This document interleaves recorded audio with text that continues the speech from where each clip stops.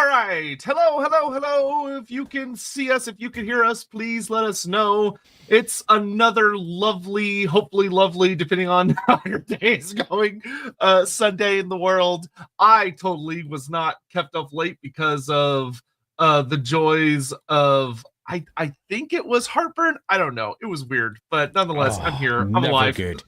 On my side, approximately 2 o'clock in the morning, I just got pretty much filled with the urge to write up an entire little skit for Borkbark, pardon me, the god of lawyers in Warhammer. And today, before this stream, I wrote that. So I'm going to probably be posting that up on my blog sometime later on this afternoon, because Borkbark was... Well, yeah, I've already written. I've written the whole thing. I've written a career. I've written spells. I've done the whole thing. I was literally filled with the need to do it because somebody mentioned it over on Discord.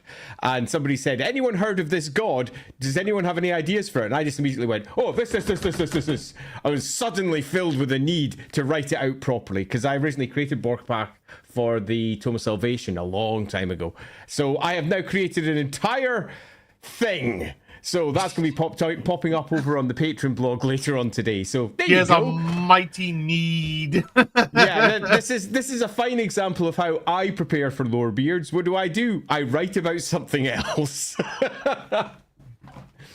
Yeah, never the wisest way. But hopefully you're all doing really, really well. It's been a pretty decent week, I would say, overall. I needed to ask because I wasn't 100% sure. Was there LAWhammer this week, or did y'all end up taking this week off? We took this week off. We had a bit of a chat behind the scenes, and we would eventually decide to take it off. So we slapped up a couple of the pre-recorded episodes. So they are up. So I do have something to do this evening. Great. Yes, you do. There is indeed an episode for you up there. It's a relatively short one, but this one is proper bonks because it suggests that there is a bajillion winds of magic and it's good fun. Oh, that's going to be super duper enjoyable. Yeah. I still, it was really funny when Elric got that new talent and it was like, there was a part of me that's like, I feel like a part of him is going to regret this.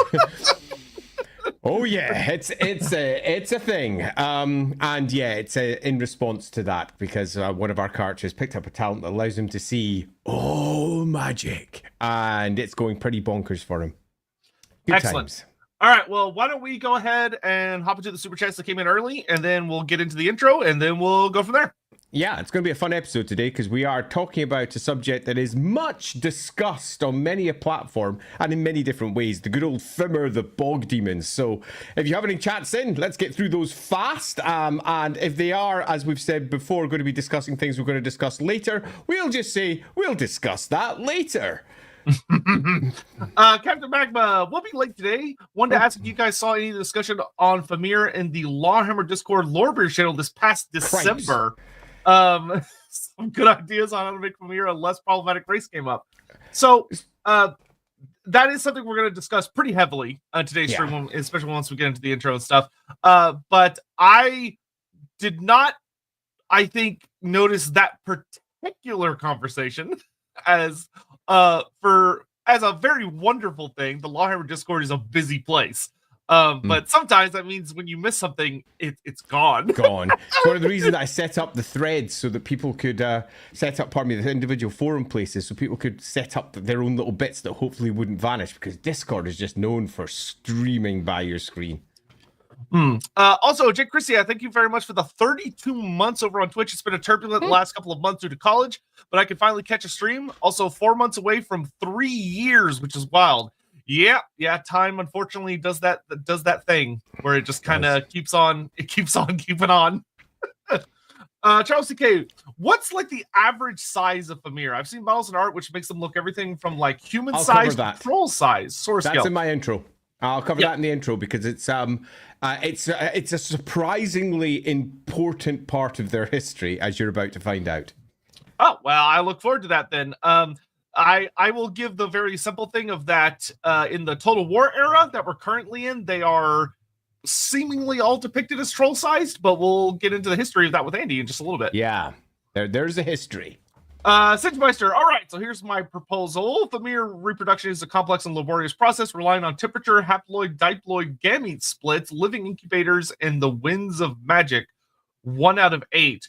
I don't know when you say 1 out of 8 if you mean that there are 7 additional follow-up posts coming, or if that's like the first of 8 proposals, or well, He's got a bunch of other posts sitting underneath 2 of 8, 3 of 8, 4 of 8. If anyone wants to go check them out, he's got a complete stream of posts sitting in the comments over on YouTube. So go check over on YouTube and you'll see his complete idea there with Fimir eggs and eel-like Fimpoles and all manner of cool ideas. So go check that out over in the comments. Yeah, I like how he just skipped 3 of 8. That's very funny.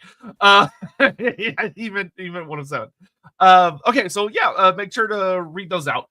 Magladrop is completely unrelated, but there is a Fishman mod. Soon the DLC shall rise. Drums in the deep. Yeah, there is. And it's definitely on my to-do list to do. I think that's something we're gonna. That's something we're gonna check out this week. I also do want to take a brief moment to say that for anyone that listens to the stream and finds it particularly interesting and wants to check out an interpretation of the Fimir, OVN actually made a really, really impressive Fimir mod that not only took a lot of the stuff that is from, a mixture of like the modern and the older stuff. They also took a lot of the fan-made stuff, though very professionally well done fan-made stuff from Warpstone magazine, to expand the Fimir. And then they also added things like the Knuckle of V, which works really well as a Fimir monster. So do be sure to check that out if you haven't already. It's a super duper duper duper great mod that has a lot of really interesting but fun interpretations, and they went pretty wild on it. Shadishian, I am Fimir on time for a change. Let's go. Oh, good to see you. Thanks for being here. WPKN, should new writers undergo a Warhammer lore / IRL history course before they start to work?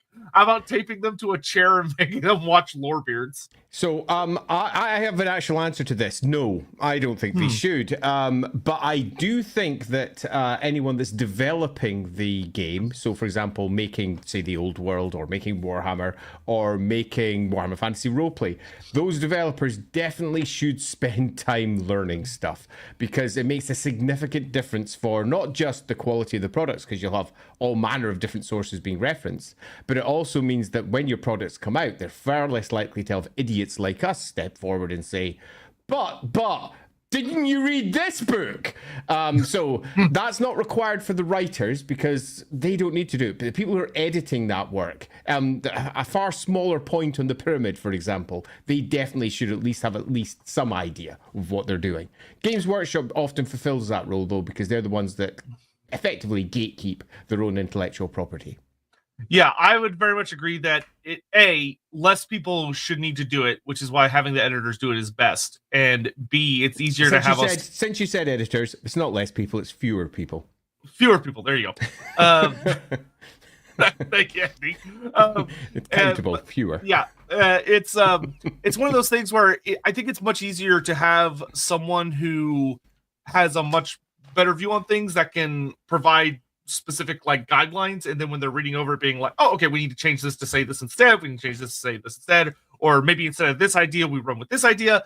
And it also allows, because I would be worried about if you try and force writers to learn certain amounts of things, that they're going to feel constrained to not experiment and try new ideas, and you don't want that. You want them to try new things.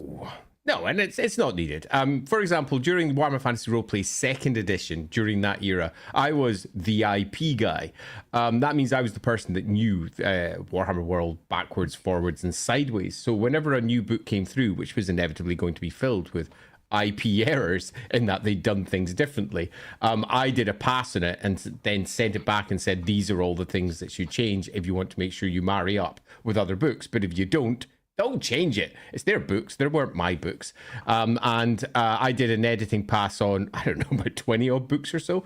Quite a lot of them. I can't remember how many there were. There was a bunch. But I was brought on after the first spate of Warhammer Fantasy Roleplay 2 books came out, because the first spate were riddled with errors, riddled with small mistakes, and riddled with contradictions from other sources. And the fan base literally went wild. When I say what we were in an edition war, the edition war between second edition and first edition was so strong that the forums were pretty much on fire about everything that the new edition had done that was wrong.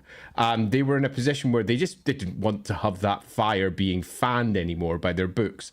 And I happened to be there. They knew me, and I just did a pass on every book from that point forwards. And then suddenly the fan dropped away, the flames dissipated, and we managed to have a more grown-up discussion about what the books were offering rather than just wailing at the sky that it wasn't Warhammer Fantasy Roleplay First Edition.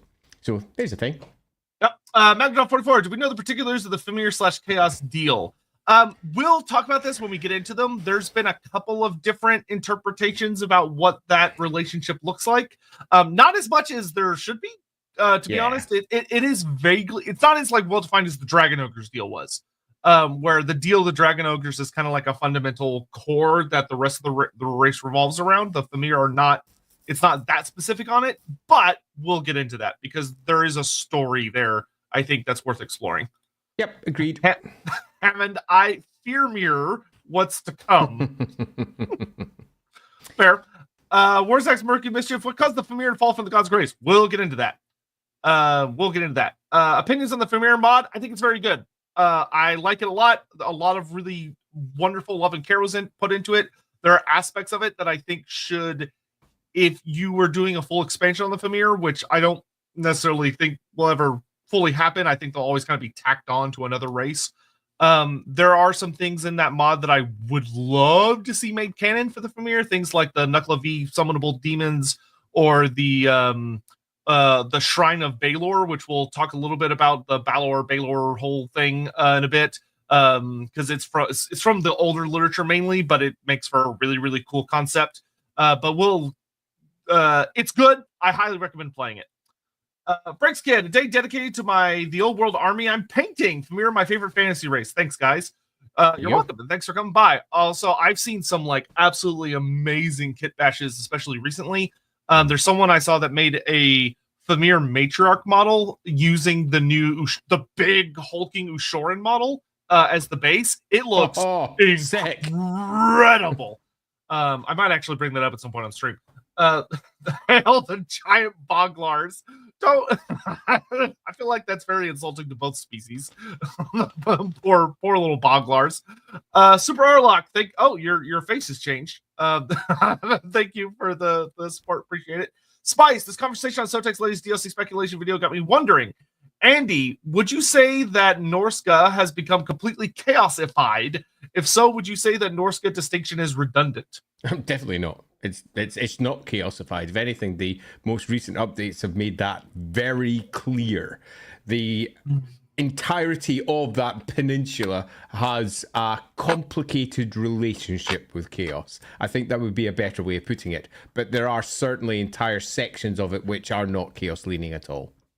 Yeah, I would fully agree with that. I will still, I think, reiterate on a lot of my point that I said, because that video was super interesting. I almost want to do a whole discussion about that at some point. But I do think when you're looking at it from a perspective of like the total war game or the battle game, there are certain concessions that often have to be made, especially when you're dealing with work that's already been done. And I think the exploring the non-chaos aspects of Norska is extremely challenging from a Total War or tabletop perspective. And I'll leave it at that. Easy for roleplay though. Oh yeah, roleplay. That is like the best thing possible. But then again, I would be super happy to see someone try and take on that challenge. Yeah. Necromancer Cobalt, can't wait to learn more about my precious horror babies. The Beastmen may be the black sheep of chaos, but Fimir might be more unloved. Both canonically and real-worldly debatable.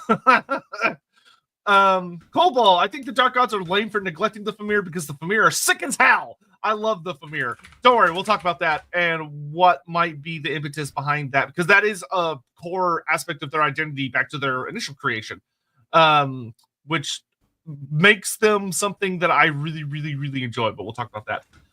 Captain Nolan Hammond, wondering what your opinion as a Brit is, Andy, on this subject. Do you like the Ovian House? A Scotsman, please. Yeah, really. But I'll take it. You know, I am in Great Britain. Do you like the Ovian Albion mod? Do you think it correctly depicts your people? My people. There's a model that even looks like you. That suggests a level of nationalism or national pride that I simply don't have. My people or the Celtic people. I can't say that I've seen the mod, so I could in no way make any judgment on this. You know what? That might be a fun thing for me and Andy to do at some point, right? As opposed to our usual like trying to get through a campaign. Maybe one day we could mess around with exploring mods. That might be a fun thing. Ricky Chapman, during a Wolfram campaign, we were close allies with the Fimir. We raided parts of Kislev till Ostankia showed up. She slaughtered them. Only one survived. Poor Blog. Oh well. Blog is a delightful name for a Fimir friend. Also, y'all must have been some evil bastards if y'all were best friends with the Fimir raiding Kislev. Yeah, wow. Well, I mean, that's a choice. Yeah, y'all were up to shenanigans. Jez Hunt, who does the best Fimir art, and why is it Paul Bonner, plus the Alan Lee inspiring piece of the Fomorian? Yeah, well, you know, everyone's going to have their own opinions. I'm actually going to be covering this a little bit in the intro as well, because it is worth dialing into an inspiration for the Fimir too. And yeah, Paul Bonner's art I think is my favorite, but that's because that's the art I grew up with. All his little army list entries and all the little shots of the Fimir doing various nasty close combat nonsense. That was very much my bag. All right, and with that, it's intro all right, time. we good to go. Yes, and we're really good to go. Okay. Right, before we begin, I have a couple of things to say. Number one, I actually really like this topic and also really hate this topic for a variety of professional reasons, because this particular topic has been a bit of a problem for me in the past, and I didn't think it was going to be, and it has been. And the reason it was a problem for me is the very reason that many of you out there will already expect, and that's that there is a problematic part of the Fimir's construction, their write-up for their history, that has been focused upon and refocused upon and refocused upon again and again and again, which is what I'm going to bring up for my first very clear point. This is a potentially triggering stream. For those of you out there who have issues with sexual assault, with abduction, and various other things, we're going to be discussing what the Fimir used to be and what the Fimir might have become. This is going to be a part of this stream. So be aware of that before we head in. And if you've got any issues with that, this might be one you just might want to skip. Now, I imagine for many of you, you're just keen to know what I'm talking about. So let's go. I'd like to take you back in time, because I like to do that. Right to almost the beginning of Warhammer, but not the beginning of Warhammer per se, as in the battle game, because the first battle game was very much almost just stereotypical fantasy. Here's rules to play these armies, play against each other. It wasn't the Warhammer world that we know and love today. But somebody decided that the Warhammer world should be a thing. Way, way, way back in the early days of Games Workshop. And this somebody, the one I'm going to call out, at least for this stream, was Brian Ansell. Now, you might or might not have heard of Brian Ansell, but he used to own Games Workshop. He eventually sold it and bought an island, as you do. Brian Ansell was, for the early Games Workshop team, a controversial figure, because he changed Games Workshop completely. Not just moving it from London up to Nottingham, but very much moving the focus from all of the games that they did to selling miniatures and Warhammer. And one of his primary goals in that was to make Warhammer its own unique thing. He hired in writers to create new stories, the first Warhammer novels, in fact. He very much pushed people to create new evocative things for Warhammer that weren't just copy-pastes of everything else, whether it was your elves, your dwarves, your orcs, the things that we all knew. And one of his desires was to create something for Warhammer that was unique to Warhammer, that you didn't get in all the other fantasy settings. And he gave it a go. And you might be thinking, so what? He made the Fimir? No, he did not. He created something completely different. He created the Zotes. Now, we haven't discussed the Zotes in any stream yet with any real let's say, wait, we're almost certain to do that at some point. So I won't go into any depth about the Zotes. But when I say that they were hated by most of the studio, they were hated. They looked at these somewhat ridiculous horsey, lizard, dragon turtley weirdos and went, no, these are stupid. These are just stupid. To which Brian Ansell said, well, fine. Well, fine. If you don't like them, make something better. And so they gave it a go. The team, in particular, that gave it a go was on writing, Graham Davis, on miniature design and art, Jez Goodwin, and over on art, in particular, Tony Ackland. And the three of them got together, and Graham sat down and beavered away at creating something new. Now, Graham is a good friend of mine. Graham's the best, and he and I have discussed this more than once, so I know this story pretty well. At least I know a version of the story that he retold me, and I heard again and again. But I haven't just heard it from Graham's side. I've also heard it from Tony Ackland's side, because I bought from Tony Ackland the very first piece of Fimir art that he did. Sadly, not here at the moment. It's away in storage. And during that process, I chatted to Tony as well about it and where it came from. He had a very similar origin story, not quite the same, but pretty similar. So let me take you back to those early ideas. Graham Davis is a great fan of the myths of the UK, Ireland, and indeed the British Isles as a whole. But not just that, just myths and legends across the world. And when he sat down and thought, you know what? I kind of want to make something that feels uniquely British, that feels uniquely new for Warhammer, that wasn't just copy-pasted for, say, D&D, or, as we all know, something like Elves and Dwarves from Tolkien, or Chaos from Michael Moorcock. They're just all lifts from somewhere else.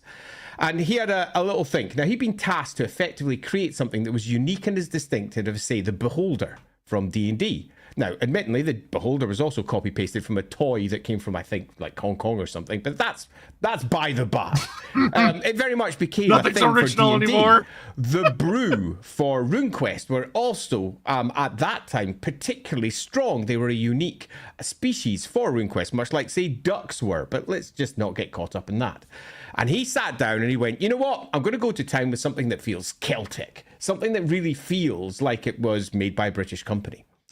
And away he went, and he created what we now know as the Fimir. And he went to town on it. I mean, he really did. He didn't just create a single species. He created a relatively bulky, new, almost orc-like, in that they were sort of green and sallowy yellow, but also almost lizardine and amphibious, and maybe a little bit dinosaur too. And you might be a little bit surprised at the dinosaur aspect to it, but when he was slowly but surely putting them together, he drew from an ankylosaurus, a dinosaur, and gave them big clubbing tails. So paleontology is a strong reference for the Fimir that we have today. And he gave them all tails with bony spurs upon them. The main warrior ones were given big mace-like tails, and their nobles were given big wicked blades that sat on the end of their tails, and he loved it.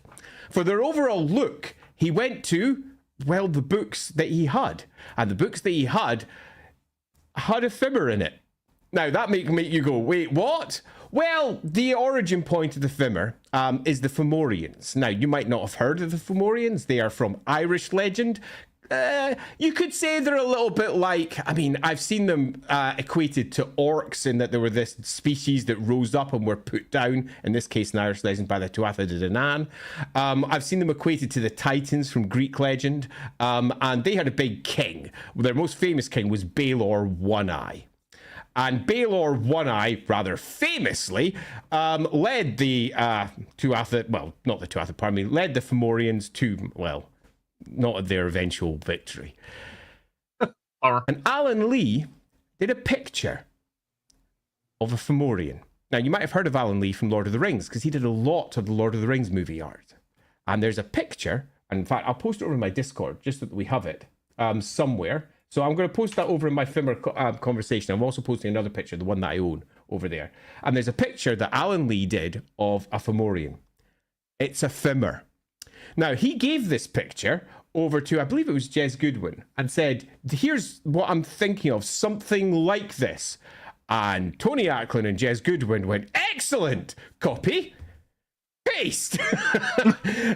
And as Graham put it, I didn't expect them to be so literal with their copy pasting here. So I've posted that over on Discord for those of you who are on the Discord channel. If you're watching this much later over on Sotek's channels, do just pop over on Discord. Oh, excellent. Perfect. Thanks very much. Yeah, that's great. That is pretty much just fair. That's Alan Lee's one. There you go. That's a thing. That's a thing. That's a Fimir. And it was copy-pasted. Tail and all, the lizardine nature of it was brought over completely. And this was our first designs getting put in place. And when Graham presented this to everyone went, hey, cool. And they started making the line. Jez Goodwin did the first test sculpt. And this is where things start going a little bit awry for what happens later on. Because the whole concept and the point of these Fimir was to create something that was effectively going to be a marketing sleigh. It was going to be the most awesome thing for Warhammer, and it was going to be a unique army that they could focus upon that was unlike anything else sold. A little bit like how the Skaven are often perceived, even though the concept of Ratmen were anything but new. But the Skaven are a relatively unique Warhammer species. Yes, that's the piece of art that I own. In fact, I own that one. Yeah, if you go back and watch earlier episodes of Lorebeards, you could see it hanging behind Andy. In the background, yeah. That was the first test piece by Tony Ackland when he was working out what they would look like. And they were like, yep, that's the one. Excellent. Love it. So, how awesome is that? That's great. We've got a new species. And Graham went to town designing an entire species. It was a matriarchal one, and it was enshrouded with horror and mist and darkness. They loathed sunlight. The magical mist that they would gather around them, they used to protect as their armies went to war. They were effectively innately magical. They had demonic blood. This wasn't exactly explained with any great detail. It just simply was the case. They had their single large eye and a beak-like head. They were lizardine in nature. They had fangs. They had their big barbed tails. And they were matriarchal, which very much pulls on many of the older myths. And they were led by matriarchal, like hag witches, really, called Mirgas. And the Mirgas were the only females they had. They also had priests who were called Dirachs. They'll later be called things like Balefiends. They had nobles called the Fianna, very, very Irish. We had the basic warriors with their club-like tails called the Fim. And then he created a bunch of basic lowly peasants, worker types called the Sherrills. And that was our Fimir. They got themselves a bunch of uniquely, almost primitive equipment, all blood and bronze, talismans and almost stone-like with some of them and how they were presented. And away they went from the mists into the Warhammer world. And to begin with, they were relatively popular. They were first properly given a full write-up in Warhammer Fantasy Roleplay First Edition, where, interestingly enough, the Zotes also arrived too. So the Zotes that were hated managed to get in anyway. Brian Ansell wins again. And they move in. To give you an idea of how much Brian Ansell was loved, back in White Dwarf number 77, go get White Dwarf number 77. You'll find a PDF somewhere, I'm sure. 100% legal. Go check the table of contents. If you check the table of contents in White Dwarf number 77 and read down the table of contents, it says, sod off Brian Ansell. So if you read it vertically down the table of contents, that's what you'll see. Because he was loved because they changed Games Workshop from the company it was into effectively the Games Workshop we know today. So we have ourselves our new species. Graham wrote himself up an entire army for them. And this entire army was given stats. White Dwarf number, I'm going to guess 102 is where they were dropped in. Graham wrote what I'm going to call an average adventure for Warhammer Fantasy Roleplay, and it isn't. It's not a good one. It's not Graham's best work. And literally, okay, you ready for the name? Best name ever. There's a one-eyed fellow hiding in the south of Camendon. That is the name of the adventure. Now, as a small aside, before I move on to what's about to happen, Camendum as a place is still in Warhammer to this day because I fought for it. It's a small aside, but I fought hard for it, and it was located in the big marsh that's in the northern part of Middenheim and the southern part of Nordland, the Schadensumpf.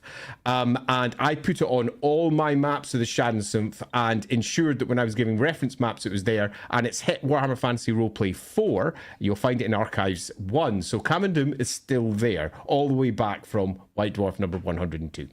And the Fimir and this particular adventure.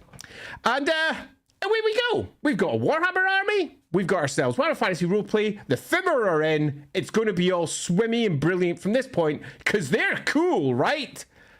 Well, no. There were two problems.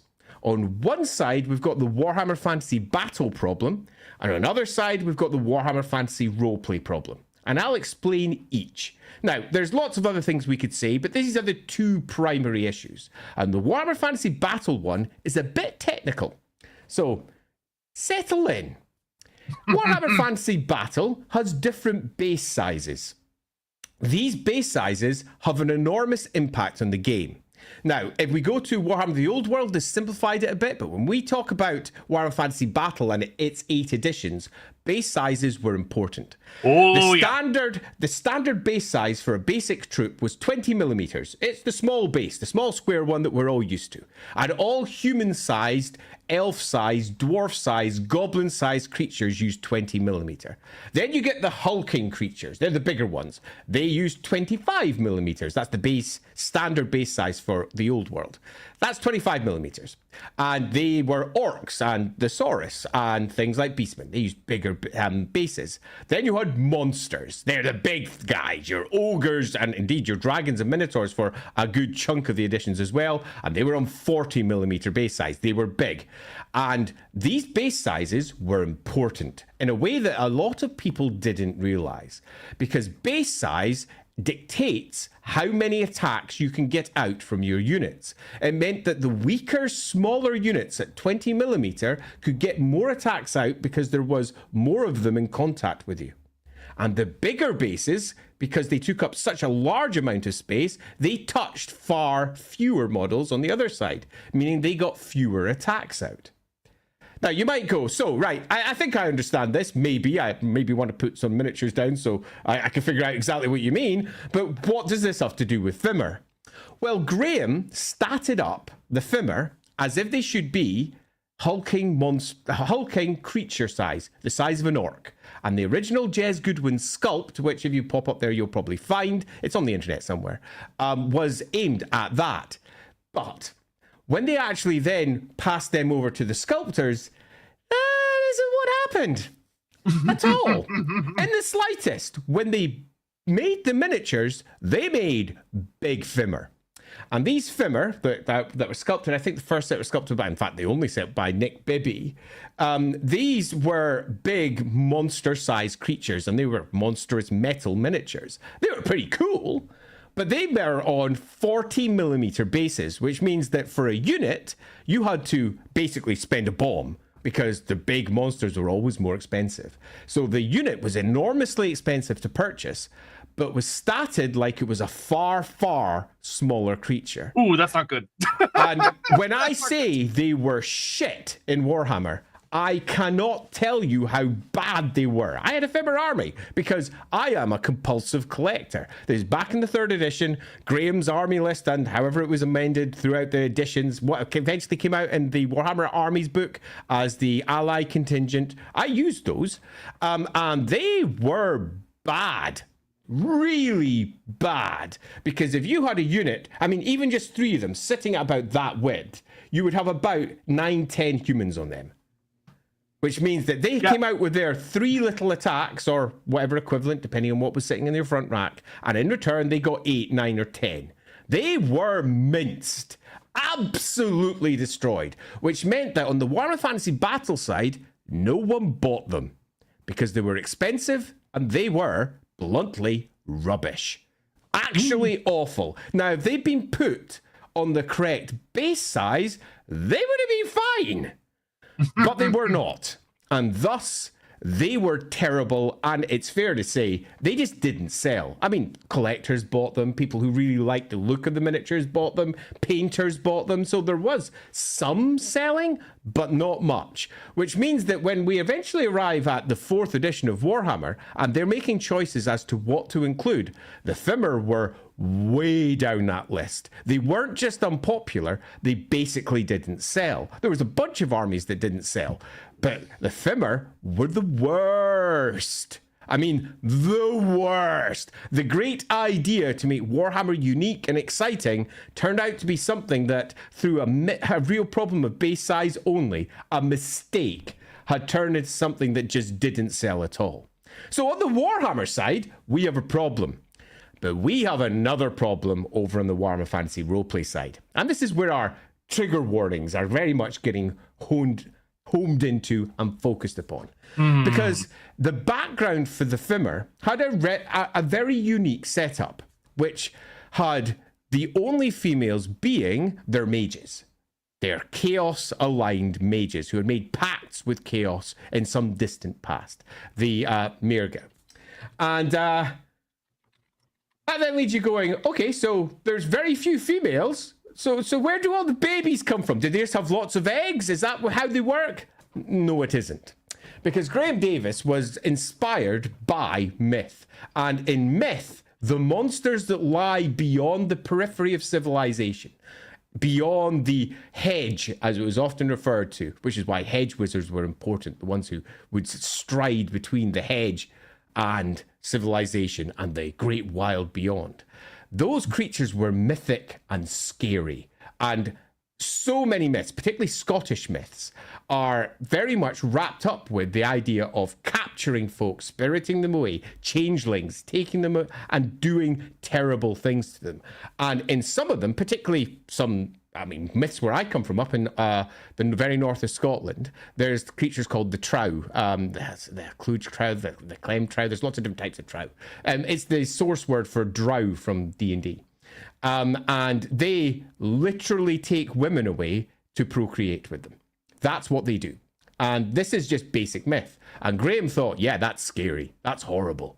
That works really well with the dark fantasy that we're creating. But he forgot something.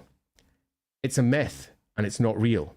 And in a roleplay game, you have to roleplay. And this caused problems. Because the majority of groups back then were young boys doing young boy things. And they were very bemused and amused by this, particularly because it was something sexual and they were kids. And it was dangerous and women are being spirited away. And it perpetuated this extraordinarily and horribly rapey culture around the Fimir. Because they needed to do it to procreate.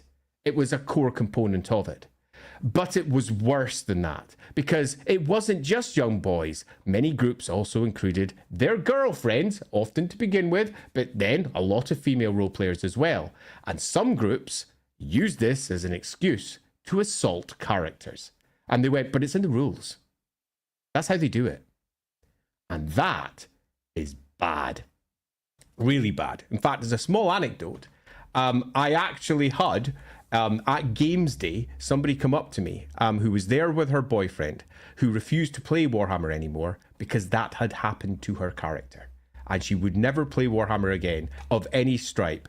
Even coming to Games Day for her was triggering. We had a lovely conversation about it. I apologized for... it wasn't my fault, but I apologized nevertheless because it's horrible.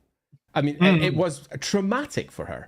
And that's real world trauma now. That's not something that's happening in a game and makes for a cool story. It's wrong. Now, that doesn't necessarily mean the story and the background that Graham made was bad. It was, however, communicated terribly, in that no thought was given to its communication.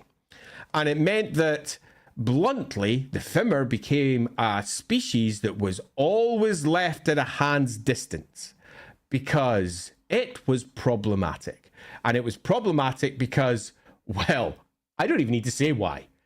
You've heard the reason. It's bad because it's a roleplay game. and we role play out stuff that happens. And whilst Slaanesh had been handled quite carefully in how they depicted it, and it had been both horrible, but they'd always gently pulled a curtain over and said, yeah, it's horrible. This is bad shit, but it's bad shit for everybody. It's just bad, man. This wasn't the case for the Fimir. It was targeting women, and people targeted women in their games because that's what the game told them to do. And most of the time, most people didn't feel bad about it. They didn't feel it was a bad thing. They were just playing their game. They were there with their friends, having fun, and it perpetuated an idea that that sort of stuff was acceptable. And it made gaming tables a little bit icky for a lot of people. So you can see why on one side Warhammer Fantasy Battle had a problem, and on the other side Warhammer Fantasy Roleplay had a problem with the Fimir, which meant that Games Workshop, when it came to the 4th edition of Warhammer, went, yeah, fuck those guys.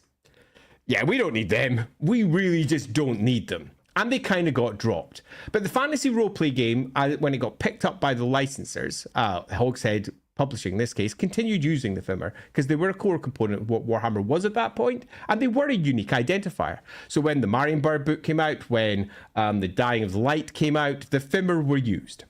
And they often didn't, they sort of drew a veil over all the spirited away into the darkness of the mists and stuff. They don't describe it with any great detail, but it's always there as a core component of the Fimir. And that's it. We're done. Fimir, finished. But no, because as with all things Games Workshop, all things Games Workshop, nothing ever dies. And the trauma of a previous generation is forgotten, and a new generation of writers come in, look backwards and go, hey, this thing's fucking cool. And I'll be very blunt, the Fimir are really cool.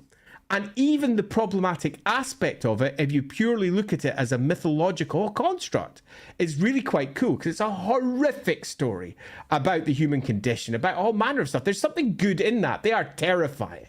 But the ramifications of what it meant for most games meant it had to change. I mean, it just had to, because it can't be like that. You either change it so it's no longer using basically a parasitic relationship with humanity to procreate.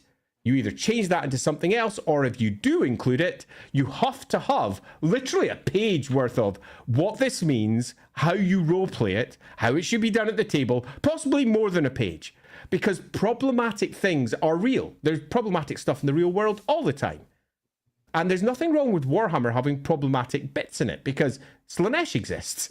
There's problematic things everywhere, but we just need to handle it maturely, and it never was. And I'm about to highlight myself as a part of the problem. So as we moved past Warhammer Fantasy Roleplay 1st edition, it was dropped. 2nd edition came out, they did not use the Fimir.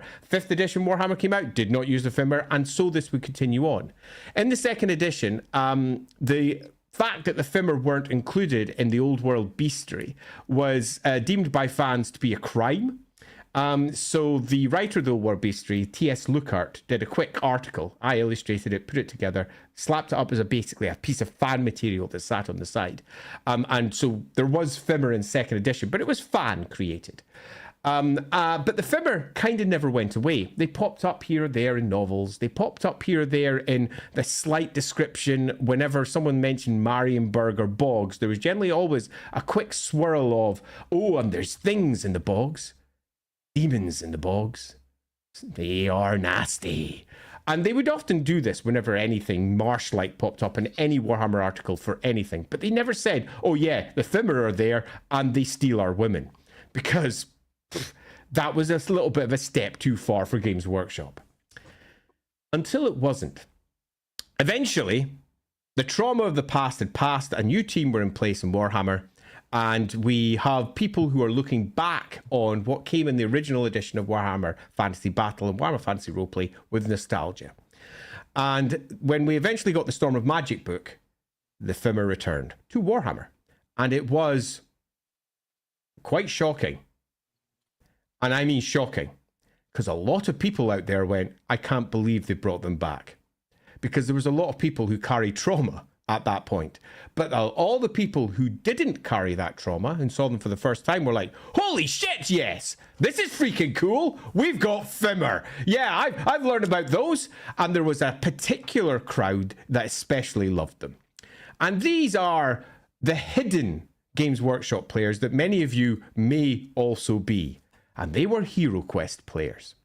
Because when MB Games... HeroQuest player. Yeah, when MB Games did a deal with Games Workshop to create a game and they made HeroQuest, Games Workshop included the Fimir at the right size, by the way, approximately orc size, because they were a unique creature that they could add to the game that made it identifyingly theirs. And all of the concerns about what the Fimir weren't quite so heavy in that earlier era. And HeroQuest was the entry drug for literally tens of thousands of people into Games Workshop. They played HeroQuest and they went off to find out more about it. Perhaps they bought Advanced HeroQuest. Perhaps they bought Warhammer. Perhaps they bought something else. HeroQuest rocked. And the Fimir were in there with the gargoyle being just awesome. And they didn't have any dodginess attached to them at all. And most people were 100% unaware of their slightly problematic source. So, those people loved the Fimir. And we then come up to almost to today. We have, no, it's not to today. We've got Forge World. They do a whole bunch of new Fimir miniatures as well, which were going to be released, but they blew the Warhammer up, so that never really happened. We got a couple of mentions in the late stage Warhammer 8 edition of Warhammer, but that was enough that meant when Warhammer Fantasy Roleplay 4 came around, we could include them. And this is where I'm going to make my mistake. I did. I popped them in there. It wasn't my choice. I didn't choose to put the Fimir in. I probably wouldn't have if it had been my choice. That was already going to be the case when I was brought into the team. And I had to do a write-up for them. And I had to do a write-up that was both sort of generic. Didn't really use the priest's idea very much. So I had to make them a bit wizardy, which was weird. Didn't use any of the names for anywhere else. And spoke to the whole thing of what they were. And the mistake I made was exactly the same mistake Graham made, but in a slightly different way. In that I wrote something that I wish I hadn't. And I wrote the established lore for the Fimir, which is that they take people away and do horrible things to them. They do. They spirit people away. That's been a core component of the Fimir from the beginning. And I thought that was pretty safe, surely. So when the reviews for Warhammer Fantasy Roleplay 4 came out, they were pretty much universally positive. I was delighted. But there was a group in the reviewing public that didn't like the game. And you might be thinking, oh, they didn't like the Fimir. Oh, no. It was the opposite. They liked them. This group were the reviewers who were saying things like, almost half the images are women. Why? That's just not realistic for history. Why is there so many women in here? I don't understand. What is this woke nonsense? And then they said this, but at least they included the Fimir. Now we can treat women the way they should be treated at the table. Literally a quotation from a review I got sent to me. Yikes. And I was like, no! That's not what I wanted to do! And I remember looking at that aghast, going, oh shit! What have I done? That was awful. And I felt bad. I remember reading that review and my heart sinking. Now, I'll admit, most of that review I was kind of proud about. Because, you know, women are pretty much 50% of humanity, including maybe up to 50% of them in the images in the book seem to me a no-brainer. That in no way seems to be something that I would complain about. So when people were saying, oh, women in our roleplay games, I was sitting there going, damn straight there are, fuck you. I have no problems with you being bothered at all. I have purposely hired women to write for the game for this very reason. But holy crap, when that came out, a tiny little castaway line in the back of the Warhammer Fantasy Roleplay core book that basically said that bog demons stole people and for their own horrendous demonic purposes. And that got turned into, now we can treat women the way they should be treated at the table. And that was awful. Later on, I would speak to Graham Davis about this. And Graham told me his story of the creation of the Fimir and how he deeply regretted what he had done. He was like, I really wish I hadn't done that now. And we, between us, came to the conclusion that the Fimir were probably, for many people, absolutely unsalvageable. And I'm going to be very clear about this because for a lot of people out there who weren't attached to what came beforehand, they won't get this bit. They'll just be like, the Fimir are cool because you grew up with a cool Fimir. But for a good chunk of people, they aren't. For the woman I met at Games Day, the Fimir will always be a horrific memory from her childhood where her friends sexually assaulted her character and were given permission to do so by the role-playing game they were playing.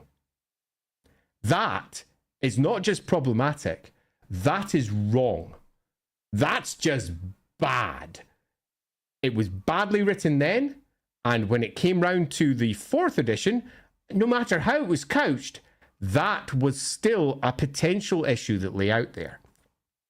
Meaning that for some people, it will always be unsalvageable. There is no way you can rewrite them that will ever make them acceptable. Ever, for some people.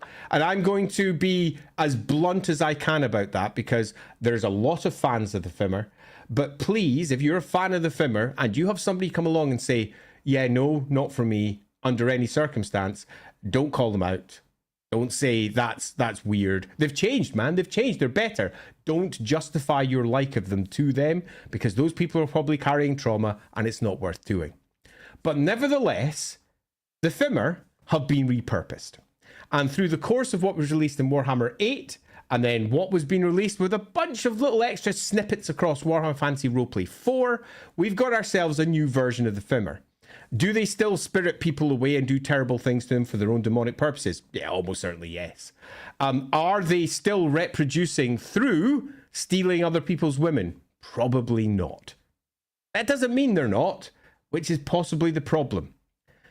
And this is what I'm going to conclude with my particular introduction with. We're going to be discussing what they've been turned into. And I think the Fimir are really quite awesome. I really like the Fimir. I love this topic, as I said at the beginning of the introduction. But I also kind of hate it. And I kind of hate it because for me, I've got personal issues that have risen from this particular subject. And I've also spoken to the creators, all of whom think that the Fimir were, in some form or in some fashion, a mistake. One of Games Workshop's problems from the past that should perhaps be ignored. In the same way that we don't generally refer to the pygmies anymore. Having said that, though, various White Dwarf articles have talked of copper-skinned small folk like halflings from the jungles of Lustria. That popped up in more than one White Dwarf. So they do get referenced every once in a while. They do arrive, and possibly they'll be repurposed into something good at a later date. But this one is pretty problematic in nature for a lot of people. So, yeah, I think that's worth being as clear about as we possibly can before we dive into all the cool bits about what the Fimir became, because we're going to be discussing that pretty much at length for the rest of this stream, because the Fimir became something quite different while simultaneously kind of being the same, and their background was extended right back into history, where beforehand their background had been tied strongly to the Skaven and the Marienburg marshes in the Marienburg books for Warhammer Fantasy Roleplay 1st edition. That got expanded out right back to before the Cataclysm. So we've got quite a few interesting stories that we're going to be diving into concerning where the Fimir have gone. But I will reiterate one more time. Please be aware that there is going to be some people who are going to be upset that we're even discussing this. Not upset we're doing it. They think we should because it's a part of Warhammer history, but they won't want to watch it because they carry their own issues with it. And I'm cool with that. No, I'm obviously not cool with it, but I understand that's the case, and it's important that we all recognize that before we dive in. Yeah, so I want to add one little tidbit to this before we kind of get into super chats and the rest of the show, which is that I briefly want to just go through my experience with Fimir because I come at it from a very different angle. I, of course, showed up much later to the party. I playing Warhammer Fantasy did not know really the Fimir. Like, you'd see them every once in a while pop up in like a short story or a Black Library book. Yeah. Like, there'd be little mentions of them. There's some really, really cool stories about them. There's one that jumps out at me, I think, from Hammer and Bolter, where it's a whole story about people believing there's a Fimir, and it turns out to be a group of Skaven using this goofy contraption to make themselves look like a Fimir. And then at the end of the story, an actual Fimir shows up and just decimates everybody, showing how terrifying they are. And before it kind of wanders off and the main character escapes. But it kills all the Skaven, which is very funny. But I didn't really get my first experience with the Fimir until the Storm of Magic, when this book shows up and all these things that I had never seen before, because I didn't start playing the game until 2001, suddenly showed up and were super fucking cool, where there were things like Zotes and Fimir and all these weird creatures I had never seen. And I adored them. I loved them. Monstrous Arcanum came out, and Monstrous Arcanum dedicated a significant amount of its artwork to the Fimir, and had gorgeous Fimir art. And they were huge and spooky and scary. So the Fimir, for me, were always like, oh, these guys are fucking cool. I remember when Total War Warhammer, when they were working on Total War Warhammer 2, I flew out to their studio down in Horsham and went to see like a really early version of the Warhammer 2 build. And while we were there, they gave us a little presentation about the upcoming Norska DLC. And there were Fimir. And I was like, oh my God, fucking Fimir. This is cool. This is awesome. They look great. They were awesome. Very cool. I don't think it was until that DLC hit that I first started becoming kind of aware of the reputation the Fimir had. And it was weird because from my perspective, I never seen anything like that. I'd never seen anything written about that and so when we were getting ready for this stream, I was like, okay, I really want to dive in on this. So I went and read every single piece of Fimir piece of literature I could find. I went and got all the White Dwarfs. I went and read all the fan magazines. I went and read the third edition. I didn't mention Warpstone. I should have mentioned, just as a small don't worry, we'll talk about it in a minute. Yeah, because I contributed to that. Yeah, well, we'll talk about the Warstone magazine in just a minute, because there's a lot of really cool shit in there. But I went and read the third edition Warhammer Fantasy Battle Book, and I was specifically looking for the mention of the Fimir take women for the sake of reproduction, and the Fimir are sterile.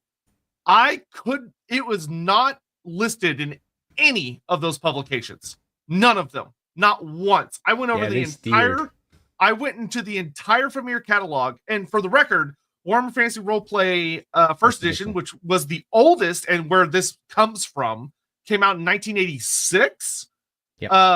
And then the White Dwarf, or the third edition battle game, came out in 1987, and the White Dwarf about them came out in 1988, I think.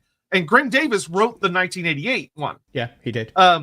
If you go look at anything about the Fimir, literally anything official or fan made from like people that were involved in creating Warhammer stuff, after their first appearance, there's no mention of this anywhere. I wonder why.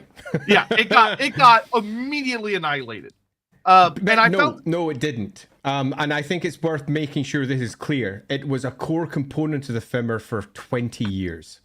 It didn't get annihilated. Every writer who was writing about it assumed it was the case, and every player who played the game until Warhammer Fantasy Roleplay 2 came out in 2005. So that's 25 years. Their only place where they got their information from was the core rulebook, and it was stated in black and white.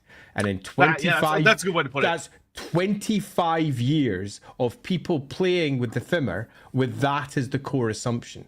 So it's easy to say it was pushed aside, but it wasn't. It wasn't until 2005 that we can honestly say that the new rulebook came out to supersede one that came before. And unfortunately, it didn't rewrite the Fimir. And I'm sadly the one that made the mistake when they were first brought back into roleplay, all the way back to Warhammer Fantasy Roleplay 4 this time. It still included that little clause saying that they spirit people away. And that was enough for those who knew the first edition to go, yeah, that's what they are then, isn't it? Crap. Yeah, so one of the things I'm going to really hammer on about when we get into the modern Fimir is how that old tidbit doesn't work with the way that they function now.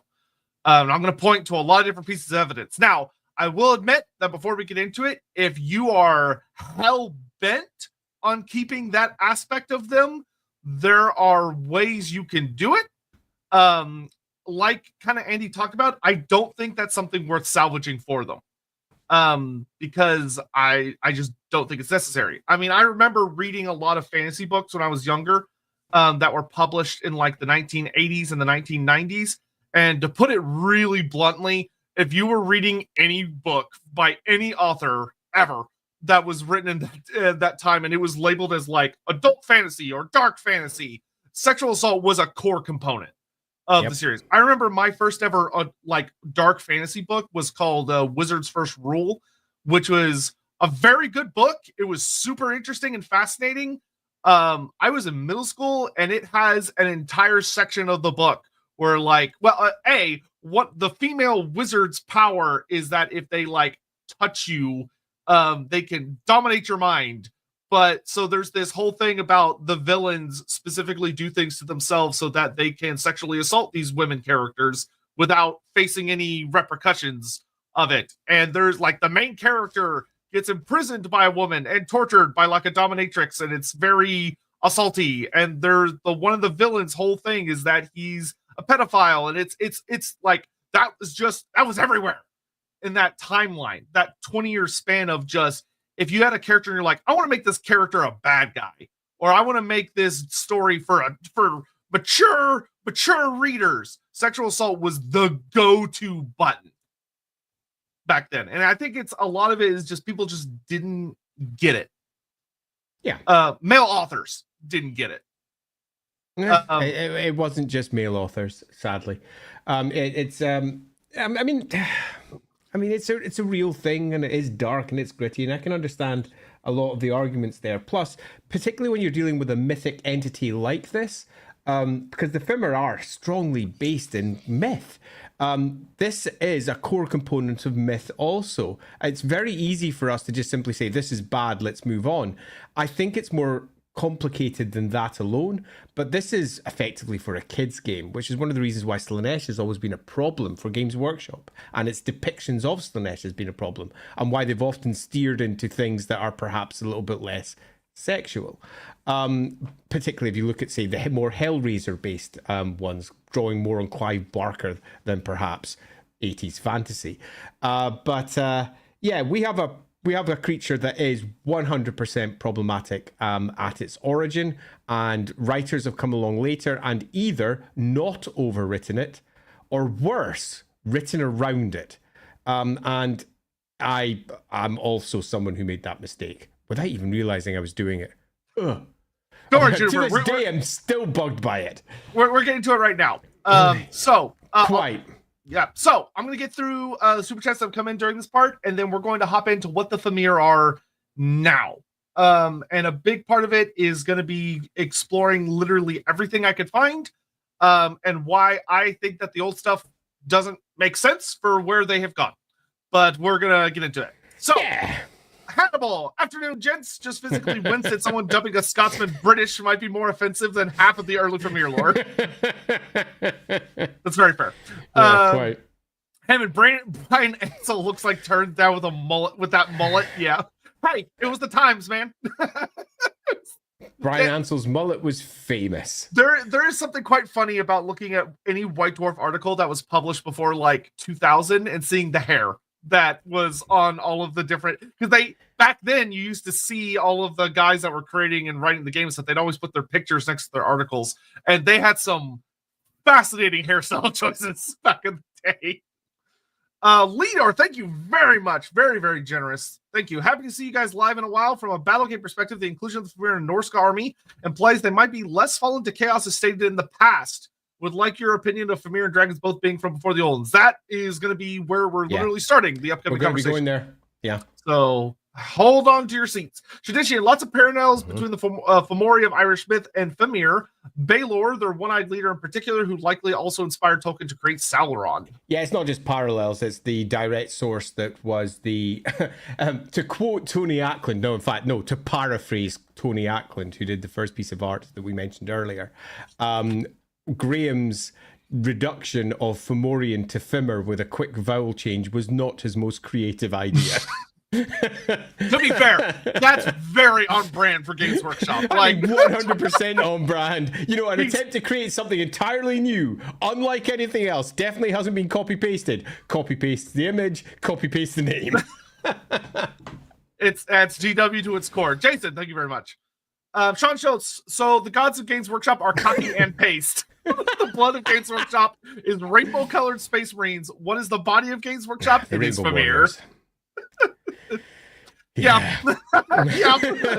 Bioflip. My heart breaks at the thought of all the stories we may have missed out on because experiences like that women had with her roleplay group. I know. I mean, yeah. You can go on to the fucking D&D horror stories subreddit, and this still happens. It still happens, which is insane. Like, please don't assault your players, guys. Unless you're playing a really. Unless you're playing a game where everyone's decided that's what they want to play. There's nothing like having a conversation about the game. Or the campaign. Communication. Yes, exactly. Yeah, if you want to have a Fet Life Kink campaign, then by all means, have fun with it. But for the love of God, not before the campaign. So a homebrew stream to flesh out Fimir's Society win doesn't actually need it that much, and we'll get into why in a bit. Yeah, totally. The Fimir are much more complex than a lot of people tend to give them credit for. WPKM, can you see them? The light of mist, lower your voice. They're not the wisps, the baleful gazes of the Fem Beast. Now run, go, hide your kids. That's great, right? It's one of the reasons why I really like the Fimir, as I have this love-hate relationship with it. They are horrific creatures from the mist, the bog demons, the things that lurk beyond the safety of your home. They feel mythical. They feel scary. And when you see these lumbering creatures come out of the mist, then, yeah, terrifying. I love them for that. But, yeah, sadly, there's also other issues. Tech, so the Fimir is the one ring for Andy Law? I love it, Precious. Hate it, Precious. Yeah, pretty much. Hi, Precious. The Fimir could do with some soft retcons. I'm a sucker for a lot of problematic dark fantasy stuff, but that story Andy just told was horrifying. Yep, we'll get into agreed. that. I agree completely, Cobb. I am also a sucker for this stuff, and I am somewhat controversially also going to say I don't think it needs to be retconned as an idea. For Warhammer, Games Workshop, everything else, definitely. But dark fantasy and all the twists and horrors of it, and the depths of Slaanesh and the depravities that can be found there, are very much a part of what this entire story is. It doesn't need to be retconned to be good, but it does need to be handled better to be good. And that is what hasn't happened, which is why now I think it has to be retconned to be good, to be acceptable at all, because it was so badly handled in the past. In a way that Slaanesh wasn't, that still to this day surprises me. Everybody knew what they were getting with Slaanesh. Yeah, and I think that's an important element, though, is that you see it coming from a mile away, so you have the chance to divert if you want to, whereas the Fimir may have been more of a you don't realize what it is until it's literally in your face. You can literally say about, say, for example, Slaanesh. So, Slaanesh, do you huff to abduct people and forcibly impregnate them to exist? No? No, you just do lots of horrible stuff. So you don't need to do this. Where the other side, it was an absolute requirement. It was a core component of the species. And because it was a core component, there was no avoiding it. There was no way of drawing veils across it. It just was what they were. And that gave too many people permission. Necromancer's Cobalt, after hearing that 4th edition story, I wish I could buy Dark Deeds, but I can't for personal reasons. So here's a chat along with my deepest sorry. No writer or editor should have to go through that. Yeah, and I understand you can't for personal reasons. Totally cool, of course. But everyone else, go buy Dark Deeds. It's sitting behind me over there. It's a great game. Paul Atreides, hello everyone. I hope that you have a very nice, cozy Sunday. Do you think the Fimir had wars with the fishermen over the bogs and swamps? I would say that would not be a stretch at all in the slightest. I think that's definitely possible, although I'd say it's more likely to be in the saltwater bogs than the freshwater ones. Yeah, but like, especially when we get into like days before the old one's arrival, the fishermen and the Fimir are both around in those ballparks. They probably were not super friendly. Charles C.K., amuse my size question ended up being important. How does Andy feel about the modern ones being troll-sized, or do you prefer the original orc-sized intent? So I prefer the original orc-sized intent because it's what I grew up with. And I was very much a player of HeroQuest, and I just can't help but go, that's what a Fimir is. And when I see the bigger ones, I also go, wow, that's impressive. Can't help that. But there's a small part of me that go, and that's why they died.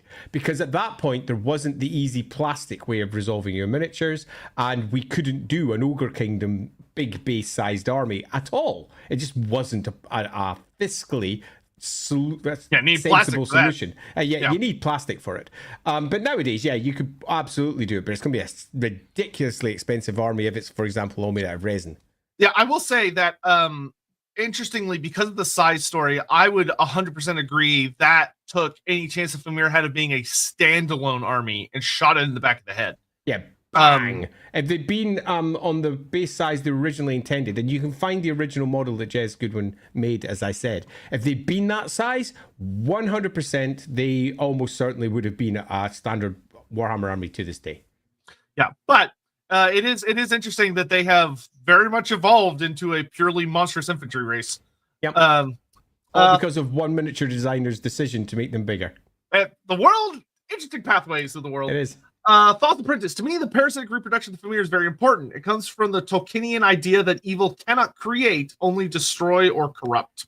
Yeah, that's a very black and white view of evil that very much isn't Warhammer. Warhammer has all manner of creation coming from what we would typically describe as evil. The Tolkien aspect of this is very much a Tolkien thing. It very much isn't, though, a Warhammer thing. So I don't think this is an aspect that we would need to copy paste over and keep because of, for example, those reasons. Warhammer's got tons of examples where evil, in fact, is not just creative, but is more creative than good. Yeah, I'm also going to, when we talk about modern Fimir, I'm going to take you on a little journey where I hope, if I do a good enough job, you're going to have very complex feelings about the Fimir by the end of it. So you may not feel this way when we get to the end of that. Fall in love with them? Mornington Crescent. The Fimir are an example of why it's important to actively remove problematic elements, not just write around them. And that's me for the stream. Thank you, Mornington 100% Crescent. Mornington Crescent, you are spot on. And that was the mistake I made in 4th edition. I should have explicitly argued and called out that the change was in place. It should not have been written around, and it was. And that was the mistake. I completely agree with you, Mornington Crescent.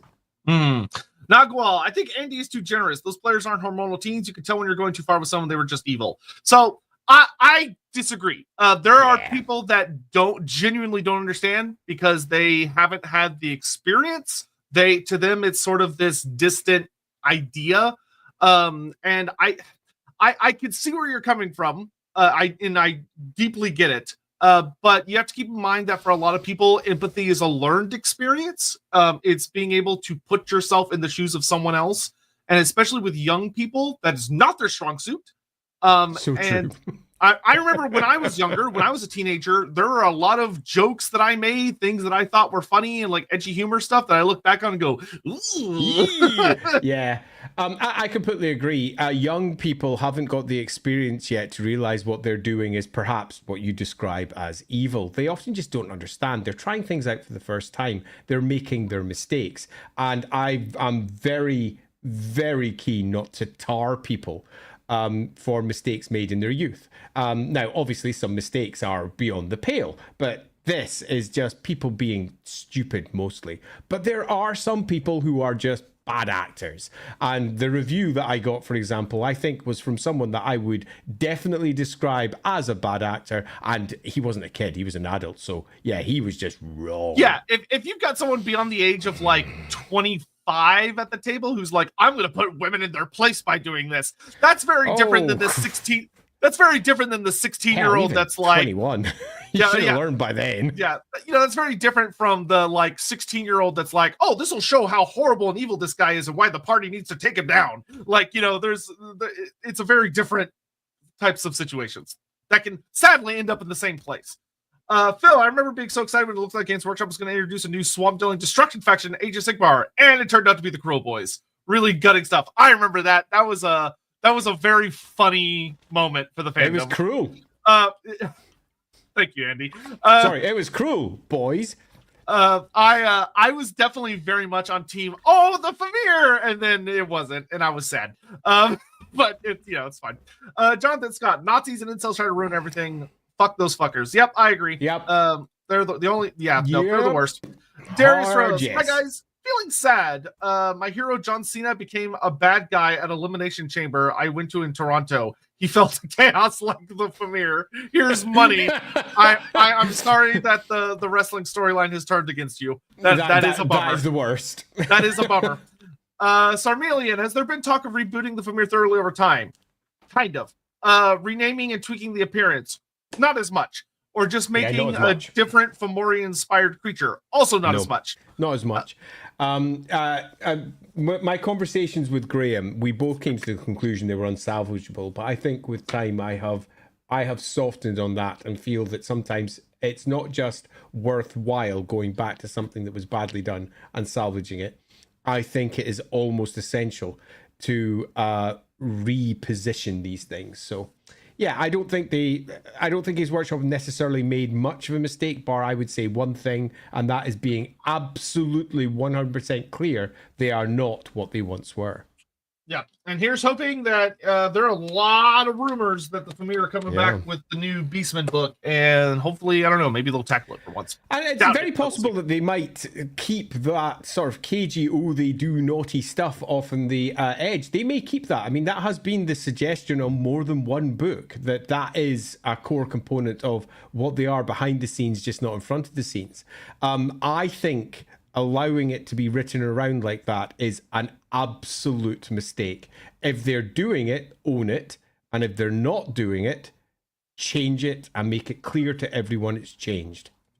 Yeah, when I was doing my read up around, I, for the longest time, always assumed that when there was the lines about, they spirit people away, I was always like, oh yeah, because they're sacrificing them to the dark gods. Because the few books that I had read where they had it as like a senior sing. So like if you read the Sigmar trilogy by Graham McNeil, one of the books, I think it's at the start of the second book, has Sigmar fight a Fimir matriarch and a bunch of Fimir.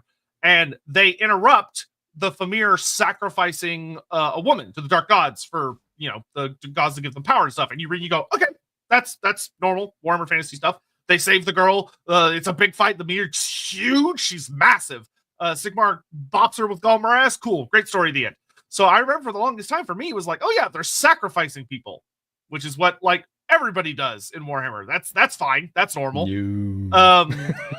And so I would like them to lean more into that. But anyway, WPK, are they behind the Schlag disappearances? How did they survive the Saurus purges? Secret Fimir realm accessible by magic? Relationship with non-human races? We'll get into that. Don't worry. Yeah, we're going to be discussing a good chunk of all of that. I don't know what Schlagkugel is, but sure. Schlagkugel is a settlement that got wiped out, and it was deemed to be the Fimir. Well, there you go. MS and Fire, did either of you get a chance to look over the conversation on LAWhammer Discord regarding Fimir reproduction? We talked about them replacing souls and transforming the body instead of including SA. Yeah, turning them into something else. Yeah, that's a way you can approach it. Yeah, that's absolutely a way you could do it. Very similar to the whatever they're called, the Illithids or whatever from D&D, but soul stuff instead of disgusting tadpoles. Nolan Captain Hammond, why couldn't they just say, yeah, so there actually are female Fimir guys. They've been hit. Well, there always have been. The matriarchs have been a core component of the Fimir since forever.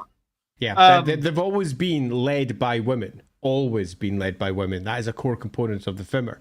They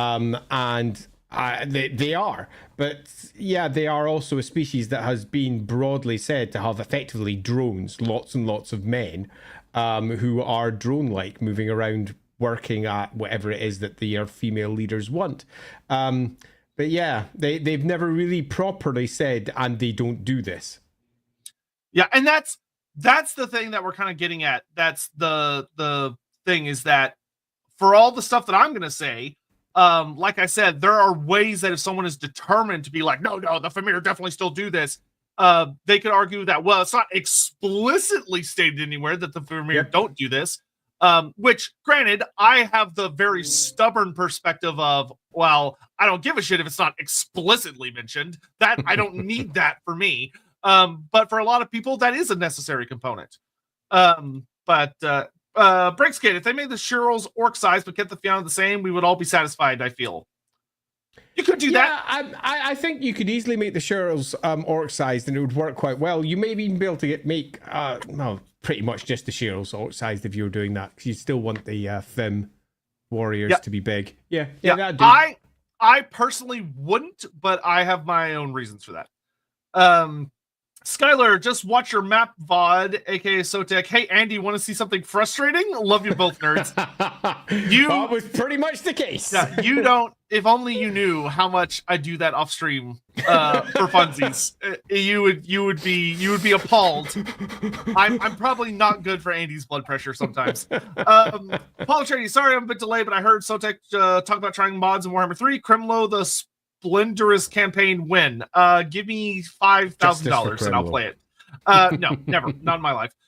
Federico Valesquez, to which chaos god maybe them attached to one of the old one, maybe Malal/Mallet. So we'll talk about this a little bit, but in the old school Fimir, they had an entity called Balor, who is obviously Balor One Eye from the actual original stuff, but there's not really any description whatsoever on what Balor is.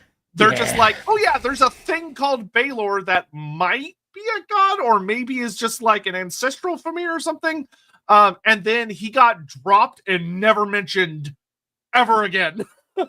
Outside of the Warpstone magazine, which we'll get into in just a minute. Yeah, Warpstone dived into that. Necromancer Cobalt, anyone who wants to blame the kids who played with the OG Fimir, how many of you were Xbox Live COD kids? How many slurs left your mouth? You know, a lot of people made mistakes in their youth. Yeah. Yes, they did. And they didn't even realize what they were saying half the time. It was just words that were cycling around in circles. And then one day they learn and they go, oh, maybe I'll stop doing that. Yeah, I mean, there have been several times in my life where I had a behavior or a phrase or a word or a joke that I would use, and someone would finally go, "Oh, do you have to say that?" And I'd be like, "Well, what's the problem?" And they would explain it, and I'd go, "Oh, shit. I did not know that. What have I been doing?" I will excise that from my vocabulary. Thank you for letting me know. Now, the mistake wasn't starting or trying. Mistake was ignoring the obvious signs of the player. That's what's obvious. That's what evil. So, I will say, okay, so if you're, how do I say this? It's not always easy to tell when you're sitting at a table having fun with folks that there is someone that may be getting uncomfortable, because not everyone expresses discomfort in an obvious way, which is important. And particularly in these sort of situations, some people are desperate to be cool. Yeah, and they're desperate to be cool in a situation that quickly becomes uncool. And they put on a face of being fine, go away, and aren't. Yeah, so I would say that I see where you're coming from, and I think I see what you're trying to say. And I agree that if someone is making people at their table uncomfortable and it's very obvious, and they bring it up and say, hey, could we not? And then they just keep dialing down, that's fucked up and that's super not cool. But I would also encourage people to be open-minded when they're helping people learn better behaviors. It's not always obvious when you're sticking your hand in a bear trap, because a lot of people, when they become profoundly uncomfortable, will hide it, which is unfortunate. Krimgelto, I'm no Fimir. Don't got their power. Don't want them. Krimgelto has spoken. Super Olak, I feel that Fimir are a bit like Araby, where they need a good rewrite because they're just close enough to the surface that you will find them. Yes, you'll see where we're going with this in a minute. My church warden pipe brimming with premium tobacco, an old world mod Warhammer 3 campaign. My favorite podcasts are doing their thing. The Perfect Sunday. That sounds like a very, very relaxed old man Sunday. Good for you. Enjoy your pipe. Marathi, okay, real talk. Oh, here we go. Marathi, okay, real talk. I've had some bad experiences, and what I don't get is why the Fimir get focused on for being problematic when I've seen Beastmen and Dark Elf stuff that I personally find very triggering. Reason I like to dunk on Marathi. That's fair.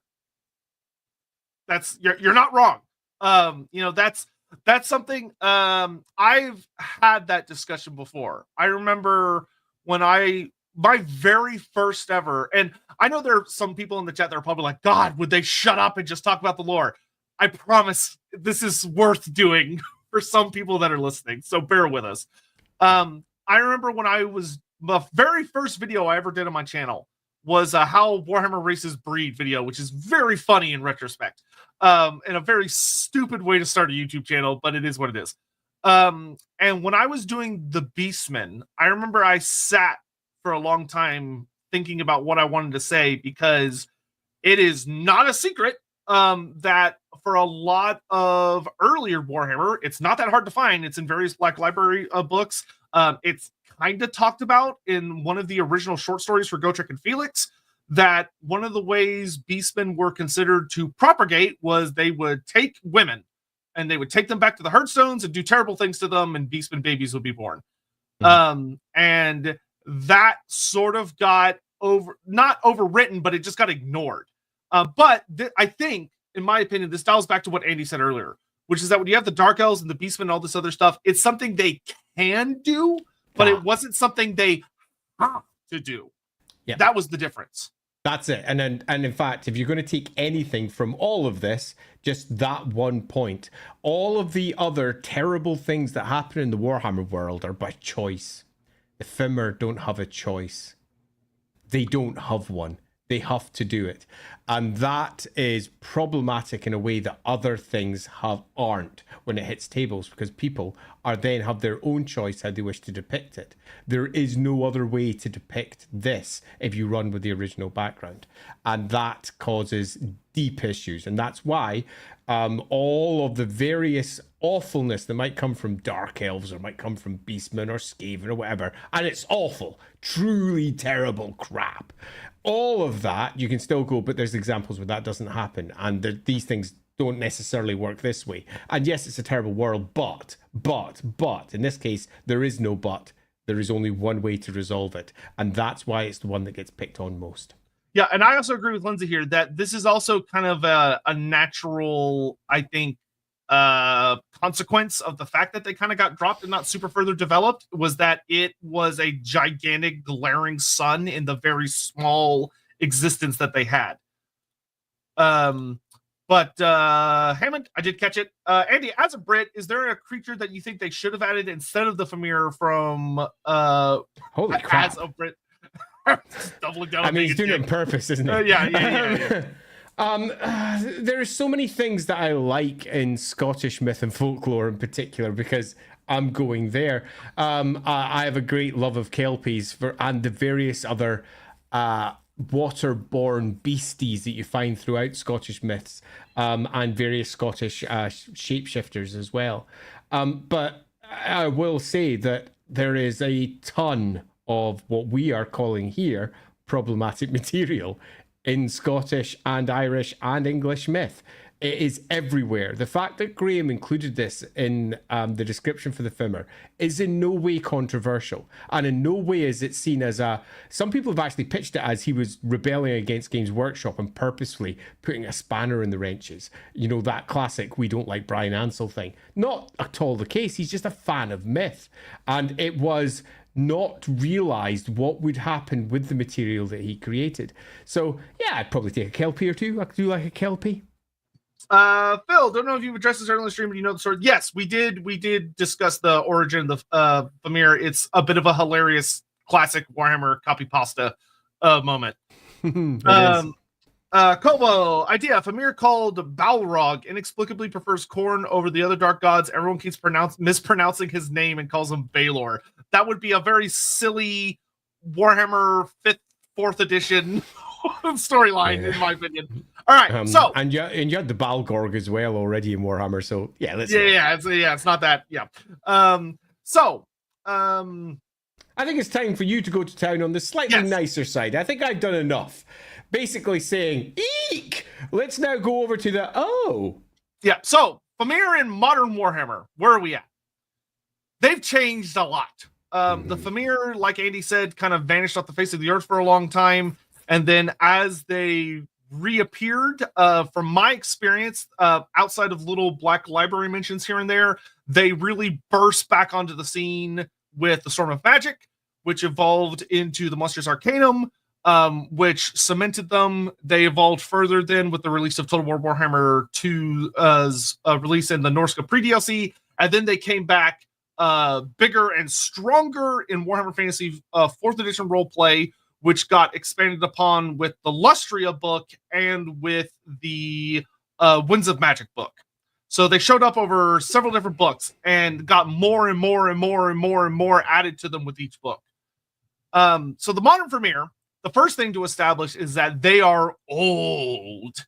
They are beyond old, horribly ancient. They predate the old ones. They are one of the original species on the Warhammer Fantasy planet that existed here before the coming of the gods, when most of the world is covered in ice other than a thin equatorial band of primordial jungle. But a lot of those icy places had cold mires or frozen bogs where there was just enough warmth that the ice would melt and create these really saturated areas, and along these coastlines, storm-racked coastlines with lots of the sun was, of course, further away from the world back then, because that's why there was a lot more ice. And the Fimir thrived in this environment. This was their world, along with several other species. Obviously, the dragons were the dominant force, but the Fimir did well for themselves, hiding in the mists, because the mists kept them hidden from predators. The mists kept them hidden from big, ugly, nasty things that could come down and eat them for lunch. Now, there's an important thing to point out right away with this big, massive change to the Fimir of going from a race that just kind of existed in the world to a race that comes from the pre-old ones, which is that looking at this already, we can look and go, okay, there are no humans. There is no humans for the Fimir to show up and kidnap in the middle of the night to allow their species to continue to propagate. So they have to have some other method. Now, if you want, you could, of course, be like, oh, well, they use some other kind of creature. You could do that. But the original tale was that they were cursed by chaos when they did their deal. Yeah, so that is going to be the other thing I was going to dial on a little bit. But this is the first chip in a number of swings that I'm going to be throwing, which is that we have a successful, thriving Fimir culture that does not have a relationship with humanity. So now, the Lustria book does something really interesting with the Fimir, which it talks about that the Fimir worship the dark gods before the arrival of the old ones. Yeah, that was a thing. They were a unique species that, through their own abilities to interact with the smaller amounts of magic in the world, because there was magic, there just wasn't a lot of it. Not nearly as much as there would be when the old ones show up and open the big portals. And the Fimir were apparently gifted enough that they were to establish a connection of some sort with something in the ether. And by doing so, they started worshiping these nameless entities. They probably were not what we understand as the Dark Gods nowadays, so it probably wasn't your Tzeentch-Khorne Nurgle Slaanesh combo, but it was likely something weirder, something stranger, more nebulous. And in some versions... I'd just like to pop in one little part, because I think it is worth saying that given the small changes that have been added by Warhammer Fantasy Roleplay 4th Edition, assuming we take them all and Games Workshop takes them on board, it does suggest that the Fimir are responsible for the Chaos Gods. That's what I was about to say. Which is super interesting, because these aren't the 40k entities, which are the eon spanning all over the place entities. We have quite a few descriptions of how the gods developed over time, and they weren't what they were to begin with, and they changed into in particular the four great chaos powers that we know later. They became those over time. Their first demons weren't the greater demons that we know today. The first demons were amorphous and strange, and they slowly but surely during the cataclysm became what they became later.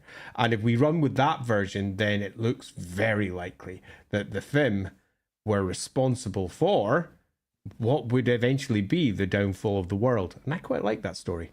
Yeah, there is a suggestion in the Lustria book that the Fimir bring the attention of chaos. That they are the first race in all of the Warhammer world to establish a connection with these entities. And this will be important for their story later. So we move forward in time a bit. The Old Ones show up. The Old Ones show up to this planet, and they are the big bad colonists. From the Fimir perspective, this alien race shows up that just fucks up their environment. Yeah, think every single alien invasion movie. That's what's just happened. Yeah, they move the planet closer to the sun. So from the Fimir's perspective, the world just got a lot hotter. Which isn't necessarily horrible for them because they're able to retreat into the cold depths of the marshes, but they do not do well with sunlight. Sunlight is very harsh on them. It hurts. And they don't do well with heat. They're a very cold-blooded species that like a low body temperature. Mm-hmm. So they retreat deeper into the fogs and the mists and the marshes while the Old Ones start developing the planet. Now, the Fimir were not one of the races approved by the Old Ones. So they face the extermination wars. Annihilation. So not only has the planet that the Fimir been on for God knows how long, and their civilization is primitive, debatably, compared to other species, though I'll talk about a fun thing about the Fimir in a second. They do have a civilization. They do have a culture and a thriving set of myths and religions, and the Old Ones show up and just curb stomp them. There are mentions that when the Old Ones arrive, they find a species of reptilian-like creatures in the jungles of Lustria, and they seize them and raise them up into the lizardmen. Now, we don't know what these were. They might have been something kind of like the Fishmen. They might have been something kind of like the Naga. They might have been the Fimir. But nonetheless, they grab a race and do something to them. And the Fimir are one of the races that go up against the legions of Saurus, and they do badly. The Fimir get massacred. And they do what anyone would do in that situation. They pray to their gods.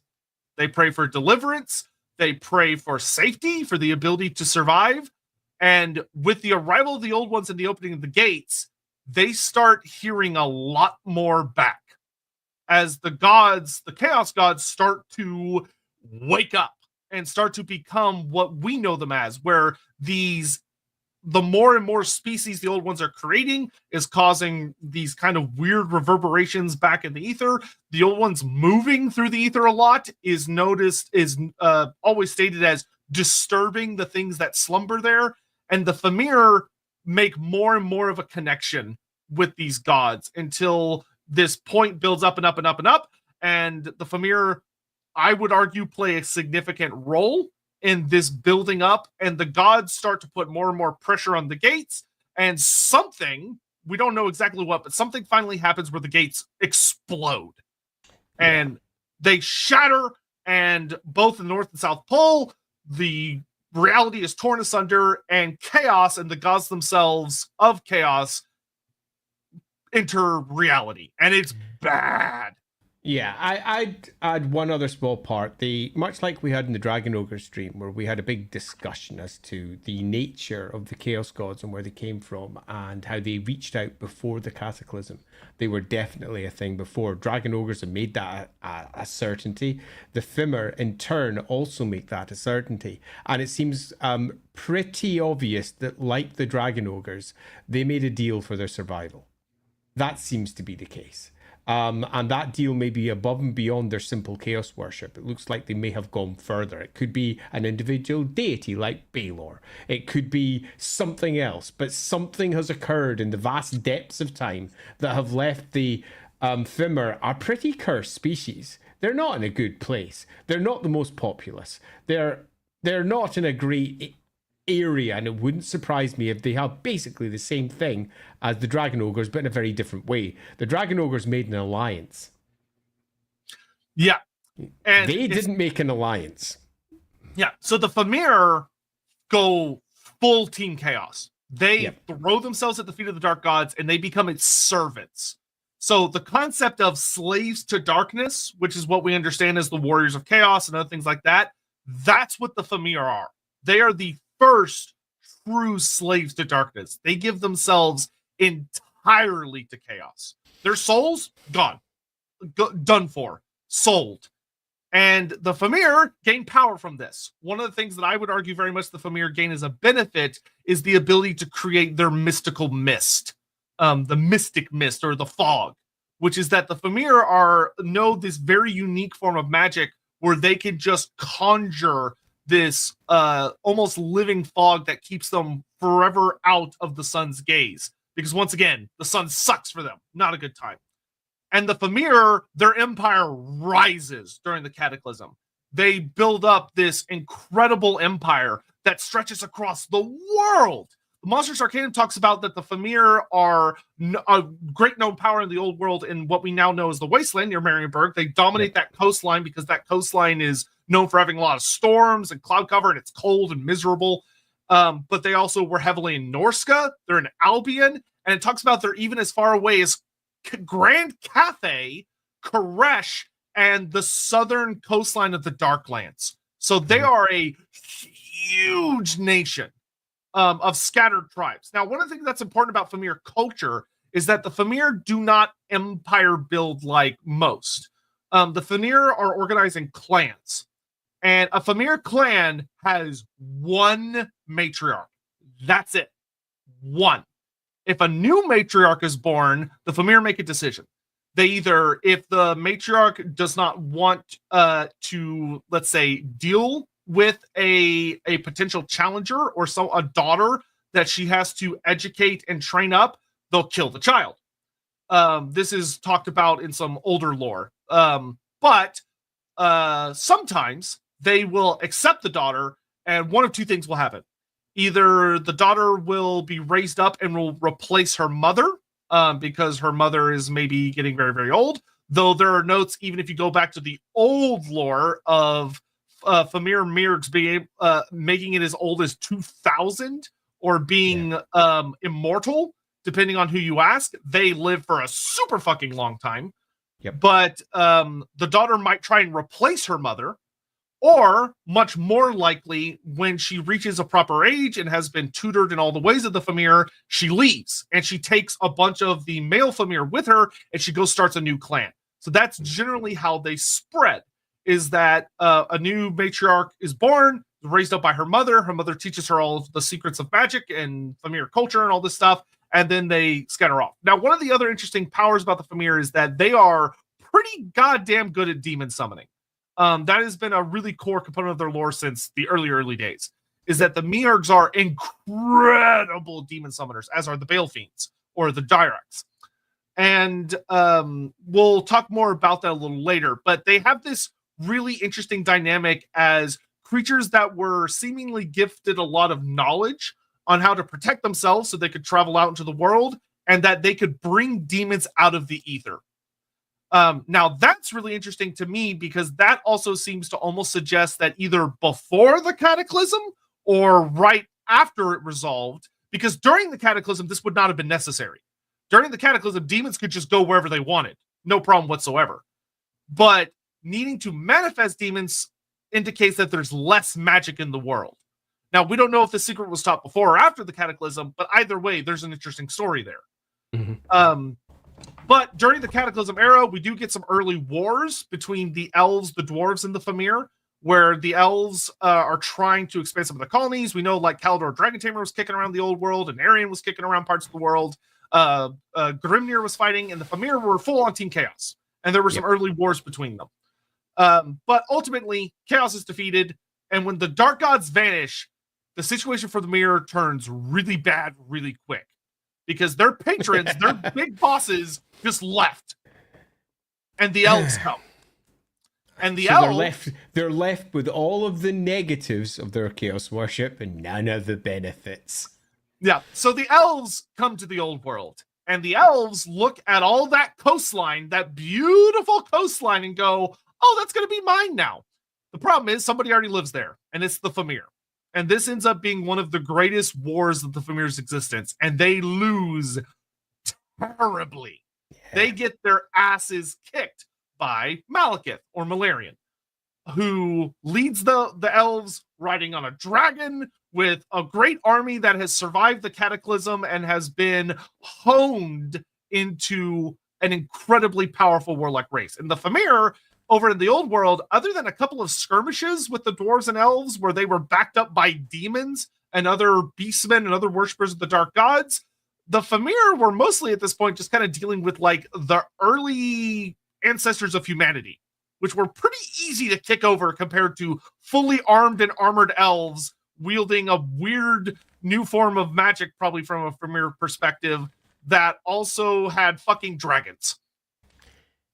Yeah, it's a funny one because we've got ourselves a species that was clearly once dominant. Not only once because they were right at the very beginning of time, they probably weren't dominant at all. They were in a world of monsters, and they were the small guys. They had their own misty settlements that were difficult to live through the horrors of what was around them. Then the old ones come, completely screw them over. Saurus are attacking on all sides. They make their pacts with chaos, and then they rise. And they rise big time. And they are all over the world doing their own thing, kicking in what would be deemed as the good guys by most of us. Killing elves, killing dwarves, killing greenskins too, because there's always greenskins. And almost certainly teaming up with Team Chaos on every single front and really benefiting from this. Then the cataclysm comes to an end, magic is sucked from the world, and they're left with a vague trickle of what they had before. Their connection to Ulgu and the mists being the only thing allowing them to survive. And then the elves go off around the world and they slaughter anything in their way. It's almost like a second coming of the Saurus. And the poor old Fim are pretty much pushed to the very extremes of the various places where they can be found. So there's lots of other stories about the Cursed Marshes, which is a core component of where the Fimir come from in most of their myths, largely because of the Marienburg book. And I'm quite interested to see how they try to tackle it in the next Marienburg book, because the new version of the Fimir doesn't match the original version that was inside Marienburg, where the Fimir go to war with the Skaven, and they had an actual almost empire there. It was a bountiful place. Then the Skaven and the Fimir go to war, it corrupts, and the Fimir fall to chaos at this point.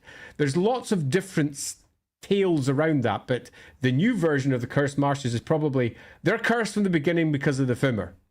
And have been all the way since the beginning of time, which will be a massive change. It'll be very interesting to see if that's how they port it over into the new Marienburg book, or whether they just copy-paste the old story, don't think about it, and create an interesting contradiction. Yeah, so their story isn't over yet, because there are a couple other little things that happen, which, of course, the big one is that although, and now I do want to say, despite the fact of we're kind of glossing over it, it may sound like the Fimir are kind of like garbage and stuff, but the Fimir are very scary. We'll talk a bit more about their tech and stuff in a little bit, but the Fimir are a surprisingly magical, powerful race when it comes to the creation of items and their abilities, but we'll talk about that in a little while. So I think it's I'll also reinforce that it's not that the Fimir were rubbish and were beaten by the elves, it's that the Fimir were defeated. Chaos had left the world. They had yet to reconstruct into what they would eventually become later. They were in a bad place because they were the Chaos side. Yeah, so the Fimir have a story change at this point, which is something that very heavily separates them from the Dragon Ogres and shows the difference between the alliance of the Dragon Ogres and the Dark Gods and the servitude of the Fimir to the Dark Gods, which is that the gods are disappointed. The Fimir failed them. Be'lakor failed them. Mm-hmm. And just like with Be'lakor, the Fimir are punished. And the Dark Gods abandoned them. This is a very important part of their story, which is that the Dark Gods turn their backs on the Fimir and utterly abandon them. Without the eye of the gods closes, and the Fimir are left, and they know it. Their population begins to dwindle more and more and more, and they start fighting with other worshippers of the Dark Gods, whether they're beastmen or humans or these other new rising races, because their gods no longer help them. They no longer get blessings. They no longer get the dreams and premonitions of the gods. What power they get from chaos, they must take. They must summon demons using the knowledge and rituals they have and the power of true names. and attempt to bind them, but the demons are not friendly. The demons are very dangerous, and the Fimir are extremely good at handling them. They're some of the most experienced demonologists in the entire setting. But nonetheless, what notes we do have about demons interacting with the Fimir, it is not a good relationship. It's kind of like the Chaos Dwarfs and demons, where it's adversarial. The demons are a resource, and they know it.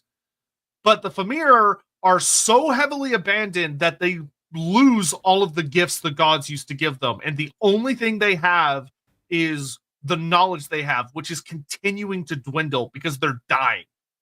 And humanity starts to rise up because humanity is now the Dark God's favorite. Humanity has taken the place of the Fimir. And this is a story that we see repeated in the Beastmen, where the Beastmen despise humanity because they become the favorite child. Now, the Beastmen are at least still able to keep the gods' attention from time to time and amuse them and still have a barely, but still have a somewhat positive relationship. The Fimir are so heavily abandoned that the Fimir hate everybody. They hate humanity. They hate the Beastmen. They hate the other followers of Chaos. They hate the elves. They hate the dwarves. They hate everybody because everybody's either trying to kill them or everybody is more liked than they are. And they are struggling to survive in their big black fortresses hiding out in the mist. Now, they're still powerful. They're still dangerous enough that they are holding on to certain areas. But as humanity grows, humanity starts to move in. And the elves, granted, the elves do get kicked out by the dwarves, which the Fimir were probably like, hooray! And we're able to expand a little bit. But then humanity fills that vacuum because the Fimir don't reproduce that fast. They are noted as a dying race. They're like the elves and the dwarves, where their reproduction isn't high enough to keep up with their dwindling population. Which, once again, this is another swing I'm going to put at the storyline of that they use humans to reproduce. Because surely if the human population was exploding, the Fimir population should explode as well from the same logic of they have more people to produce young from. Is an argument I will make. It's another swing. I'm just saying. Yeah, swing on. But the Fimir are not, their reproduction plummets in this era, and they become a dying race. That's something that's heavily reinforced. So they're abandoned, they're dying off, they're struggling. Now, there are a couple of myths that talk about that there are still places of strength with the Fimir. They're still very powerful within like the wasteland around Marienburg. And there's a really cool note that off the western shores of the old world, there is an island. And there is a mysterious island that the Fimir are said to dominate that is said to be their capital. That is this great towering edifice so deeply enshrouded in mist that it cannot be seen, but it moves. It's an island that is said to sink beneath the waves before reappearing somewhere else and popping back up. And it moves around so that no one can find it other than the Fimir itself. We don't know anything else about it. That's literally all we know about it. They supposedly have a secret capital that just teleports around. Neat. But this is where we get my favorite update to the Fimir that made them go from a really cool race I liked a bit to something I genuinely fell in love with. And it was the Winds of Magic book, which there are a lot of parts of that book I don't like, but this is one of the parts of the book that I love, which is that they introduce a Fimir character. And we get Muna Mim. And Muna Mim is one of the calling her an antagonist is appropriate. She's like a notable character at the end of the book, along with like the fucking Blue Scribes and Egrin von Horseman. Which is a funny roster. But Muna Mim is brought up. And Muna Mim takes the story that should be the focus of the Fimir story that I love, which is that they are a deeply, deeply tragic race of a group of native beings that have been so deeply exploited by colonizing entities that they're just left utterly broken. Whether it's the old ones or the chaos gods who take advantage of them and use them as a resource and then toss them aside once they're no longer useful, to the arrival of the elves, to the arrival of humanity, all of which are not native to the Warhammer world, but the Fimir are. And Muna Mim is a matriarch. She's a Mirg that lives in the Furdeets, which is this big old nasty swamp around Caroburg.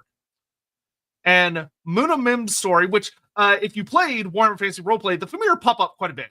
They're one of my favorite short stories, and if you're ever like getting into Warhammer Fantasy Roleplay, it's always like my recommended top 3 short campaigns is If Looks Could Kill, which focuses on a fallen Fimir clan. It's a part of their story, a notable part of the story. Damn straight it is. You literally find the corpse of a Mire buried beneath a cairn. It's very tragic.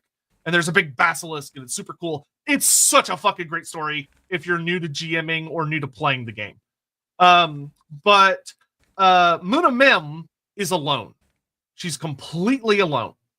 And one of the things that I really, really like about her story is I think it introduces another really big swing towards the idea that the Fimir need the humans, because it talks about that Fimir cannot, as her people dwindled, and it was just like the last few of the like Fimir, the Fomorians, the Fimir nobles, and the Fim and the Shurls, she couldn't have any more daughters, and she couldn't have any more sons.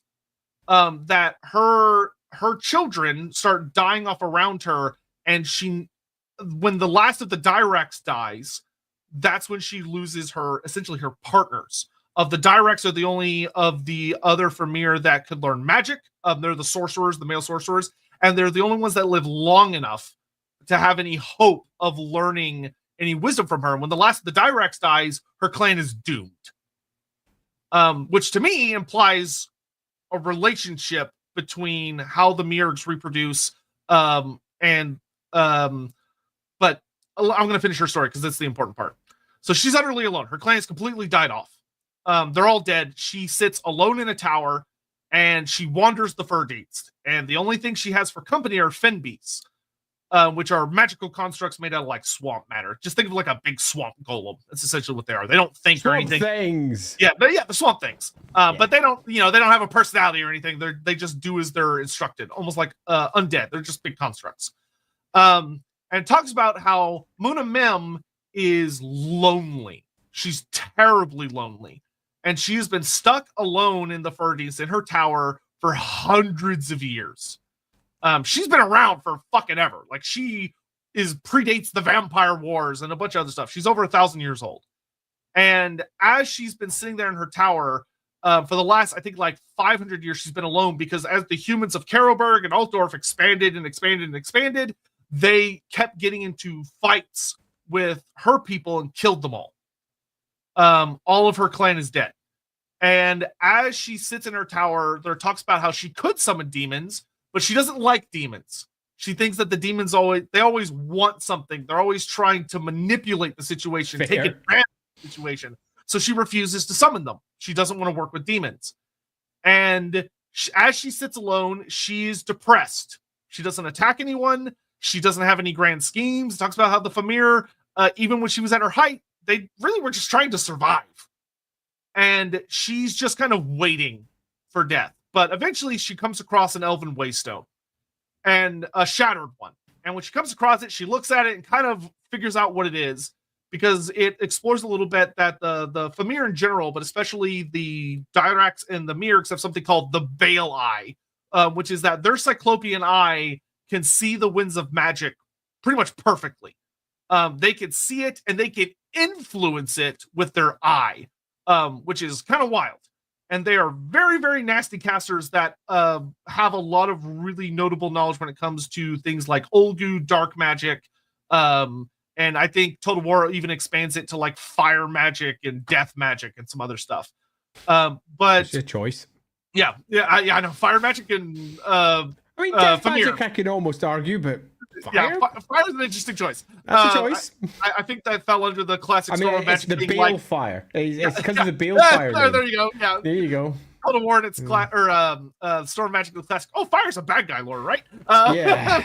But so Muna Mim seeing this waystone, realizes that the magic that's supposed to be flowing to the vortex is stagnating under this shattered waystone. And so the magic is stagnating, and it's causing negative effects on the Fyrdeets. And she realizes that if she manipulates this big old pool of magic, she can cause the Fyrdeets to start to expand, to basically start to bubble outwards. And so she goes around digging up waystone shards and stealing knowledge from various like temples and libraries and stuff from the humans, and is working on expanding the Ferdines because she becomes obsessed with revenge. Of that, she wants humanity to feel what it feels like to be a Fimir. She wants them to feel her depression. She wants them to feel her loneliness. And she becomes convinced that the best way to do that is to expand the cold mire until it floods their cities, until it overgrows their temples, and until they're all forced to live in the foggy, desolate hell that she lives in. And they can understand just a fraction of her suffering. And one of the things I love about her write-up is that the author goes into great detail about how she could be used as a nemesis or as an ally. And one of the things that it talks about is that Muna Mim as a nemesis, she is very much portrayed in what I would lovingly call a Saturday morning cartoon villain, where she very explicitly has said she does not want to kill anyone. She doesn't want to kill the PCs. If she catches anyone, she wants to yell at them. She wants to rail at them and rant at them and accuse them of killing her sons and accuse them of killing her people and get out all of her anger and frustration, but she just wants to talk to somebody. And as a nemesis, she deliberately doesn't want to kill anyone. She wants them to get away. She wants to have an enemy that she can play off of because it allows her to just interact with somebody, to just not be alone anymore. But they also give a note about how she can become your patron or your ally, that if you decide to be kind towards her, and if you decide to see her as more than just a big, horrible monster and understand the humanized aspect, for lack of a better term, behind her, that by trying to understand her suffering, you can genuinely dissuade her from her plot and instead become friends with her, though it's difficult to do so.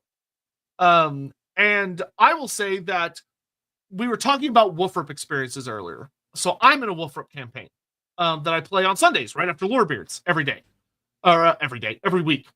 And in my campaign, we went through a bit of a storyline. And my GM, who's an excellent GM, he's great, he's super cool, by the way, decided to use Muna Mim. Which was an awesome surprise because I fucking love her. And we got into this big fight, and most of my party, I would say like 2 of us are very, very, very up to date and keen and aware of Warhammer lore, and the other 4 either don't know anything or know very, very little. And I always do my best that I don't insert lore unless someone deliberately asks me. I don't like to try and give people information that I don't think they should have, because I think it makes the experience more natural. And we get this big fight with Muna Mim. We were trying to save a steam tank that got stuck out there, which is from the Emperor's Wrath short story. Super fun time. Muna Mim shows up. She's beating our asses because she's got so many fin beasts. It's bad. One fin beast is super fucking scary, but like 5 of them, even with the steam tank, very fucking scary. And she kidnaps one of our PCs. We're fighting. She takes one of our PCs and runs off into the fog. She takes a girl called Uta, who's one of our party members. Classic Fimir story. Fimir shows up, grabs the girl in our party, runs back into the fog. And we're like, shit, we gotta go save her. This is bad. My witch hunter's like, I'm gonna kill that thing. So my GM has a solo session, not a solo session, but essentially a solo session with this female PC, Uta and Muna Mim. And once again, Uta, her player, doesn't know anything about Fimir. Doesn't know anything about their history. She's just playing off what happens in the story. And she falls in love with Muna Mim. Not the character, the player. The character, though, feels horrible for Muna Mim. And despite the extreme language barrier, figures a lot out about Muna Mim and decides, I'm going to protect this thing. This thing is lonely. And granted, she's from a very low-class society type thing and has always been like the empathetic character in our party. So I think the GM chose wisely to grab her and not like the witch hunter, because I would have just died. And when our party catches up with her, she literally put her character on the line to protect Muna Mim from the party. I was like, I'm going to kill that thing because I'm a fucking witch hunter. And she literally got in the way and was like, if you're going to fight this thing, I'm going to fight you. And it caused a whole fucking very dramatic thing. It was great. I had to roll so many cool checks for my character about whether he would lose his shit and try and shoot somebody. Sadly, I passed all of them. So I did not get to shoot anyone. But it was a really great time, and it caused a lot of really deep ramifications and a split in the party for many, many, many sessions after that. Because there was this thing of, why did we just help a chaos creature? And it was a really fun, cool storyline. And I'm like, I fucking love this. And for me, that is what the Fimir should be. Is the story of a race that has been so badly maligned by every single force that they've run into that they're just left depressed and hating everything around them. But you understand why. Where even chaos picked them up, threw them aside. The old ones looked at them and said, these aren't worthy of life, and tried to eradicate them. Yeah, I think that if you're going to be picking up the Fimir today and doing some writing for it, leaning into that is not just a no-brainer. It sort of makes a nice metaphorical sense as well, because it's exactly what happened to the Fimir anyway. They were cast aside by GW. They were cast aside because they didn't sell. Yes, they had problematic elements over on the roleplay side, but for all we focused on that to some degree, the real reason they were cast aside is because they didn't sell. And that's it. They just weren't popular enough. And I think that should stand as a standard metaphor for all writing that you do with them. They're just not popular enough. Nobody likes them. And it makes for some super cool stories that could run all the way through.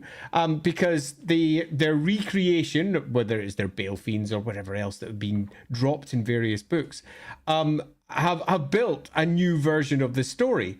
And it's one that I think could be easily built up into something truly cool. Do I think they should have an entire army? Yeah, I think that would be cool. But I also think that it would be a shame to run away from what they are, which is the least popular species in Warhammer. Yeah, now I will say that, like we kind of talked about earlier, I think it's fine that if someone wants to have, there are Fimir clans out there that use this terrible method to make more of themselves, and that's a story somebody wants to run with, that can be done. I don't think it's that big of a stretch at all. There's a lot of horrible shit. I mean, fuck, you can look over at 40K. There's a really infamous 40K writer who did a whole thing with Chaos Space Marines of essentially that, the Demonaculaba, or whatever it's called, which was very grotesque and unnecessarily detailed. For the Fimir, it's a story you can run with. But the thing that I much prefer is the idea that they can reproduce, but it's slow.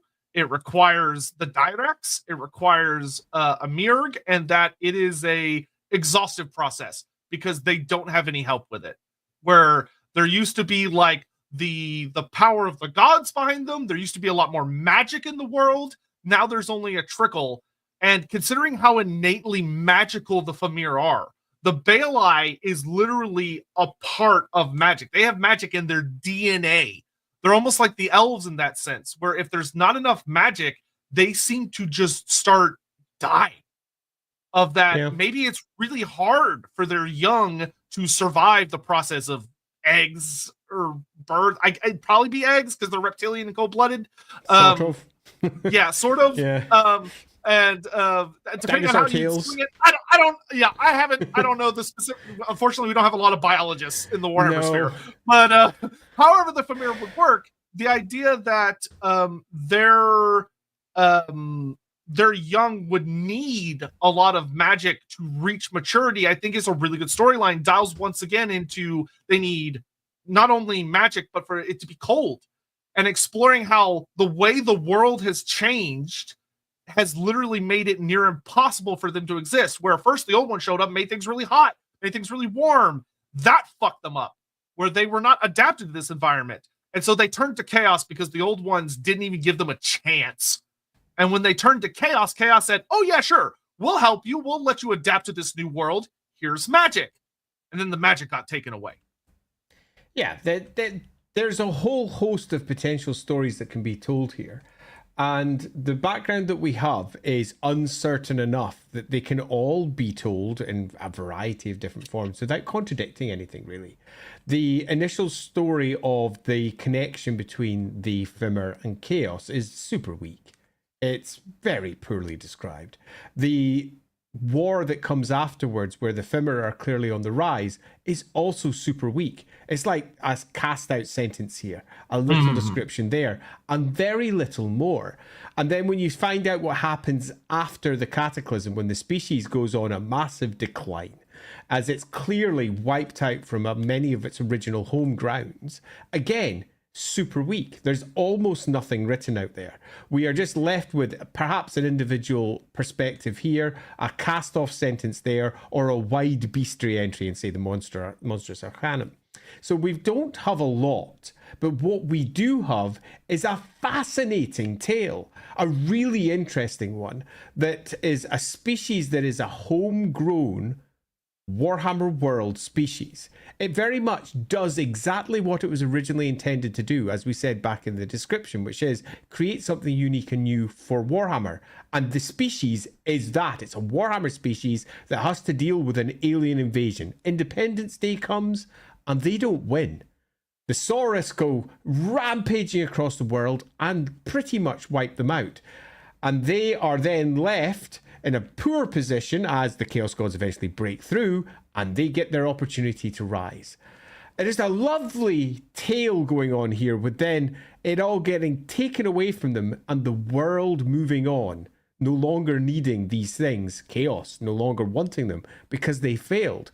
And the Fimir, this broken, messed up species, are left, but still with very little actual detail for us to pull apart. And I think that's something I would really like to see readdressed. Something that I think should be, and I'm hoping the old world does it because it looks like it's going to. And I hope that part of their process will be explaining what the Fimir are now, because that we don't have. Yeah. And somebody, come on, let them lay eggs. We don't have a good, like, egg-laying species that's a civilization. It's weird. Does Lizardmen just spawn? Give me an egg species. Yeah, I mean, that'd be nice. I'd like that. Okay, let's get caught up on super chats because we haven't done this in a hot minute. Yeah, Thank totally. y'all And there's for quite a few. enduring my tirade. Thoughts Apprentice, Baylor, It was a good one. Real myth should be a cruel solar entity. The Fimir both fear and respect as his evil eye curses the land, making it barren dry. That's sexy. I like that. So I think this is a good idea, and indeed, if I was rewriting it, Baylor for me would almost certainly be included. I might twist the name a little bit because, although I might not, but I would definitely keep the evil eye idea. That burning eye, I tie it into the Bale Fiends, okay, with the Bale Fire type idea, and they are pulling the fire out of their eye, which would also justify their use of the lore of Actuary and the lore of fire. And I would look to tie that through something that can, if you want to even add story to it, they're the ones that can guide the clan through the darkness of the mist because they've got the burning eye, the burning light. You could add that through onto the Bale Fiend side of things, and they're the priests. In the original version, the Dyrachs, they were the priests, the ones who were the spiritual leaders rather than the magical or actual temporal leaders, which were the Miargs. And the Miargs were the ones who did that. So I quite like this as an idea, and I might dial into it hard if I was doing it. Yeah, I actually really like this idea as well, because then there's like the really cool Fimir myth of like when the old ones showed up and the Fimir, they don't understand what the fuck's going on. As far as they know, suddenly Baylor just gets closer. Like Baylor's eye just gets way fucking closer to the planet. Bigger. Which is super fucking scary. Would have been terrifying, and a myth to justify that from the Fimir perspective would be awesome. Because the Fimir are not going to have the science knowledge to say, clearly these aliens adjusted the orbit of the planet so that we're closer. Yeah, like they wouldn't have done that. It'd be super cool. Yeah, I think you could definitely make that work, and you could see why Baylor would become a god, and possibly even becomes a god with the drawing of the planet closer to the sun, and it's the burning heat that they begin to almost worship out of fear because they themselves are so cold-blooded in a way that a lot of cold-blooded creatures aren't. A lot of cold-blooded creatures seek out warmth. They don't. They seek out cold and wet. Amas in Fire. The Fimir would have to have been wildly powerful magic users to dominate the arcane species in the pre-chaos world. Explains why how they're still around. I'm not sure that they dominated in the pre-chaos world. They survived. They survived, which in and of itself is impressive. It's impressive when you know about the shit that was kicking around. It was pretty terrible back then. But I think they survived, and they were a successful species back then who lived in the bogs and the marshes, but the far colder frozen ones you found in that period. Nagwal, maybe I was too harsh. I've been through a lot, but I find people hiding their discomfort so obvious it's hard to believe others don't, especially when it's on trauma-inducing levels body language. Hey, you're all good. We knew what you meant. You're great. And I agree. I could say I've been in situations where I've been with a friend and I'm like, they're getting kind of quiet and stuff. And I'm like, I'll ask them about it later. And then talk to them later. And they're like, oh, dude, I was so uncomfortable. And it's like, just say something to me and we can leave. Yeah, Just totally. Plus, a lot of people don't read body language. They're rubbish at it. You can't expect everyone to have the same abilities as yourself, sadly. Yeah, but yeah, we're all cool. Yep. Yeah, especially, and I'm not saying this in like a disparaging way or whatever, but especially when you're dealing with like non-neurotypical folks, body language for them could be borderline indecipherable. Yep, true fact. Hammond, they hate the sun. Fimpires? That would actually make me laugh. Yeah, that's a good one. That's a good one. Emerson Fire. I do like the implication that the Slann are Fimir, or at least maybe have some kind of relationship. Yeah, I definitely think there could be something about the Fimir being uplifted into something, although you would feel that they would have probably been a monoocular species unless you claim that they became monoocular because of some sort of chaos influence or the deal that they made that allowed them to see chaos, become like Baelor the Sun Eye, for example, but as their eyes merge together and they become cyclopean. But yeah, I mean, you could definitely make this argument. They're quite frog-like, I suppose, with their sort of reptilian look. It's a stretch, but not really. It's a to, bit of a stretch. Yeah, it is. Charles C.K., Fimir are pre-old ones, maybe should be six-limbed. Well, I would say that's why they weren't dominant. The dominant races were six-limbed. They have five. Charles, I think in a perfect world-building world, that's what you'd do.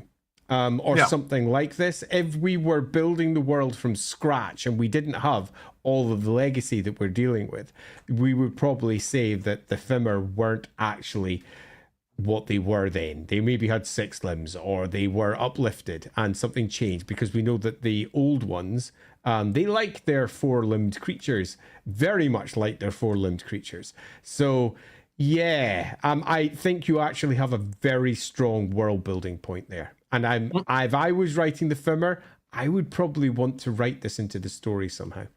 That'd be fun. And give them like two tails. Captain Magma, weirdo type thing. Yeah. Unsure if asked, but any theories on Baelor and its relationship to chaos? So if Baelor were to be uplifted and brought into the modern this is a perfect chance to say Warpstone magazine.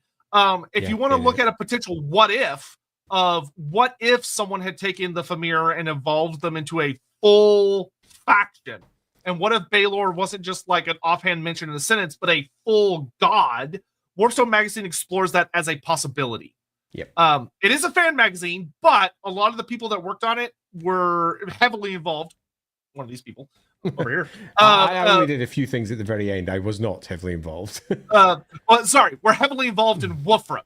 So a lot of like the writers and artists and stuff had also worked on Warhammer Fantasy Roleplay 1st or 2nd edition. So it's a great book. It is fan. It's not official by any means, but there's a lot of really cool stuff in there. That is where most of the OV and Fimir mod pulled their stuff from. Was that to expand the roster, which makes sense. So it introduces like swamp demons, which are like actual demons the Fimir summon and embody into swamp-like forms, which is cool. It also does like the Shrines of Baelor, which have like a big eye on them and shoots lasers and shit. So it's pretty cool. I recommend checking it out if you want to explore that as a what if. So that's Warpstone number 25. Notable, I think, because in there is a review for Sigmar's Heirs. Sigmar's Heirs being the good old book of the Empire for Warhammer Fantasy Roleplay 2nd edition. And I wrote the review. It's a small thing, but I did that review all the way back when. Yeah, it also I will also note that if Baylor were updated to modern, he would probably just be like the god of the Fimir, or maybe a demon prince, or demon princess. I think it's quite like be a prince. I think it's quite likely that if it got a full rework, that Baylor would just become the Hashut of the in fact, almost certainly the Hashut for the Fimir. It's almost certainly going to be the case. I will say, if they went with the sun god idea, I'd be fully behind it. If they didn't go with the sun god idea, I kind of like the idea of the Fimir not really having gods anymore, because they're that level of abandoned. But there are different ways with that too. But I really like the sun god idea as well, because if you can imagine, if you're sitting in the bog right now, you're sitting in your own favorite bog, having a little sit down in a rather ruined building, because, you know, it's the Fimir buildings. They're all sort of ruined, craggy things. And you look up through the mist at the sun. What do you see? It's just this sort of vague, misty eye that arises in the sky. It's a perfect god, something that they fear, because they fear the sun, because the sun can do so much damage to them. I think that's a perfect place to place your Baylor. It just works within their world. Yeah, I mean, even with the abandoned god theory, it still works really well, because the one god they do have is like hurtful and tries to kill them. Yeah, you can build that into a really good story too. Yeah, the Fimir are sad, man. A really sad story. And the thing I love about that is it also allows for so much explanation of why they're so cruel and deadly to deal with. And it's because they just fucking hate everything. Because everything hates them. And what can you do but lash out? MS and Fire, have either of you explored the Fimir mod for Total War Warhammer 3? Yes, I have played it. It's great. It's very good. I wish I could go back in time and redo how I had approached reviewing it, because unfortunately there were a lot of hurt feelings about the way that I tackled that. And I regret it, but, you know, it's one of those things, can't take it back. So it is what it is. Oh, dear. There's a story there. Let's move on swiftly.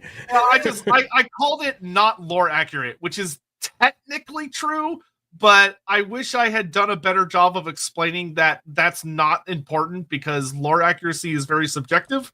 And I did say that a lot in the review, but unfortunately it doesn't matter. As we said earlier in the stream, sometimes we write and sometimes we do things that we wish we hadn't. Yeah, I just wish I had used different language. Sotek. Yeah, I wish I had used different language. Singemeister, how much must it suck to be the guys to bring forth and shape the Chaos Gods into the world, only for them to go, not bored, ooh, monkeys at you? Yeah, exactly. I like that as a story, but I understand that Games Workshop often prefers to pitch the Chaos Gods as this immortal thing that have always been, and they came to the Warhammer world and did their thing, rather than they developed within the Warhammer world, which is very much the story that some versions of the background state. That being the case, this version, it depends on what version of the Chaos Gods they're going for. If they're saying that the Chaos Gods formed within the Warhammer world and very much came from there rather than from beyond, I love that the Fimir were the ones who were ultimately responsible. But if you're not going with that tale, and instead the Chaos Gods are this distant, almost chthonic entities that exist beyond time and space, and they found the Warhammer world and broke in during the Cataclysm. If you're going with that version, then you could twist it slightly, have the Fimirs being the first to connect with them, perhaps. Yeah, I would say you could have the Fimir be like the beacon, the thing that draws their attention. Kobo, I love how young Malekith makes a brief cameo in making life absolutely miserable for the Fimir, always at the scene of the crime. Yeah, he is. Totally is. Yep, like that. And I can very much see that being a core component of many of the early, exceedingly warlike elves, where they were basically letting off steam, and the Fimir would have been on the receiving end, as would have greenskins. Basically anything that was green, elves were killing.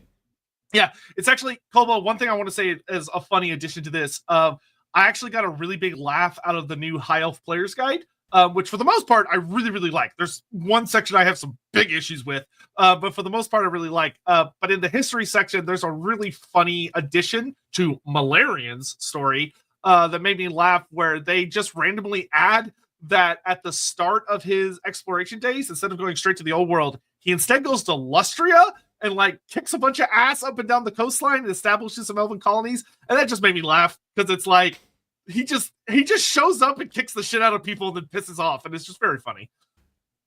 Man gets around. Necromancer Kobold. In Total War, the Fimir heroes can use both shadow and fire. Their connection to Olgu is obvious. What are your thoughts on their actually connected? It's a little weird. But I think if you go with the Baelor option, it's not weird at all. You can absolutely justify it, particularly if you use the Baal Fiends, who are almost the priests of Baelor, if you wish to take that angle. If you do that, suddenly you can make it all make sense, because that's the fire of their god that they are manifesting. Kind of works. MS and Fire. I like that the dark gods are disappointed rather than angry or bored. There's a story just lurking on the sidelines of the setting. Super chats, by the way.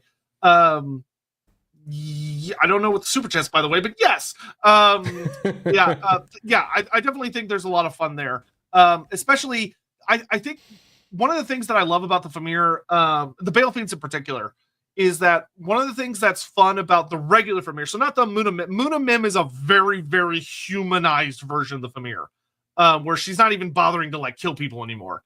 But one of the things that's interesting about like the Total War Fimir that we get a lot of notes on is that like the Baal Fiends, this is talked about in Storm of Magic as well, is that it's a one-sided relationship with chaos that I love because of how tragic it is, where the Baal Fiends are using their magic and making sacrifices to the dark gods to try and tear down the barrier between reality and the ether, because they're so desperate for the dark gods to pay attention to them again, to favor them once more. They're not being guided by the god.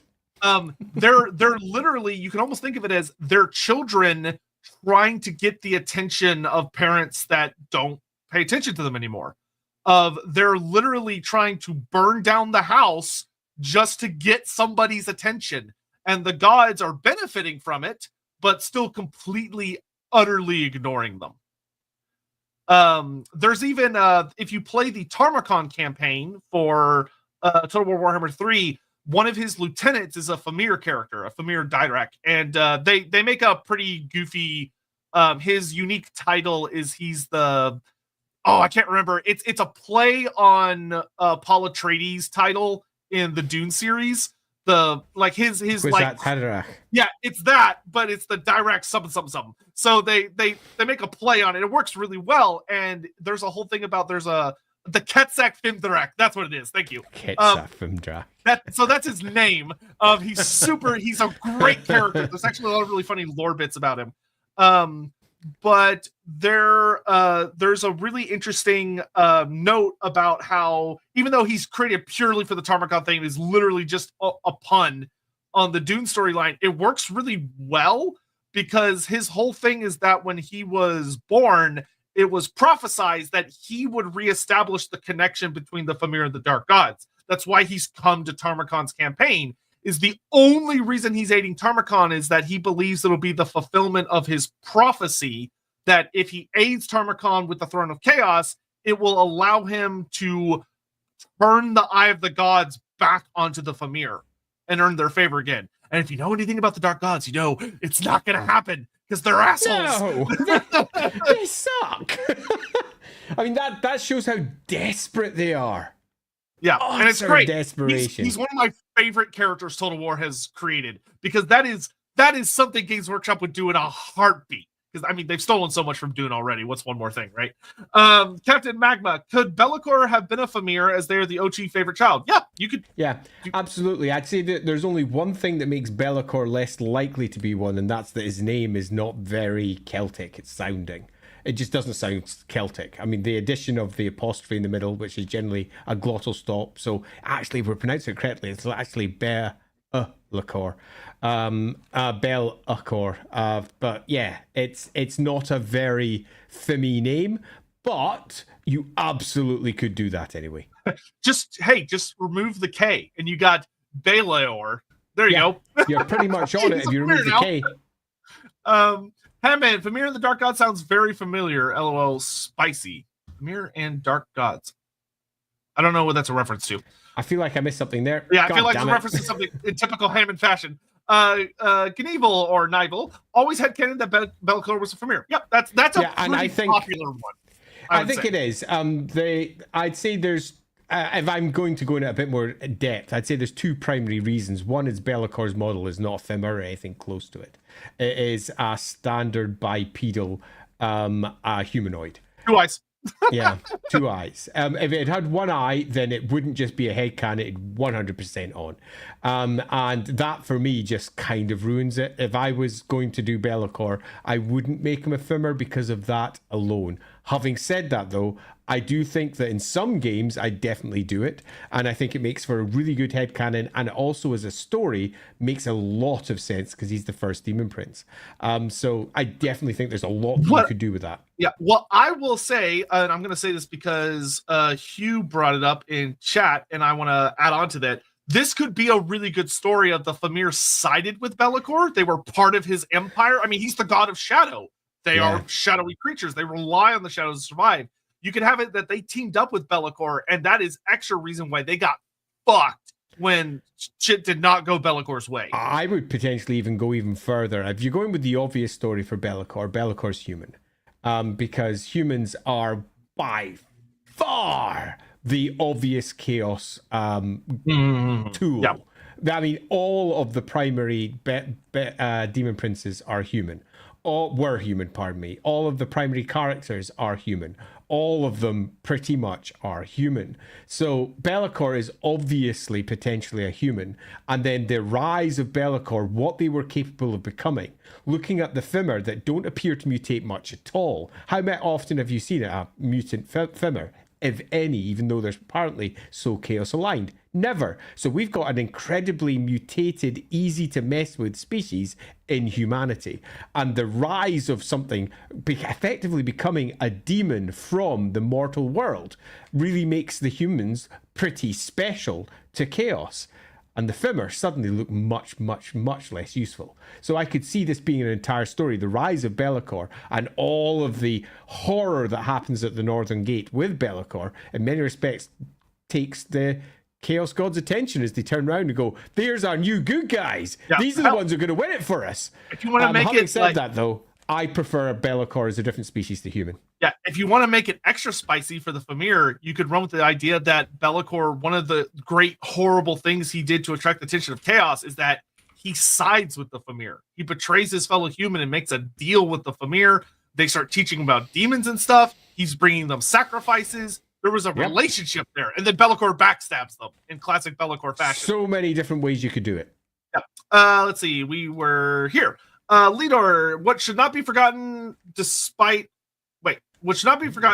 all the Fimir still live despite the old ones. The cataclysm.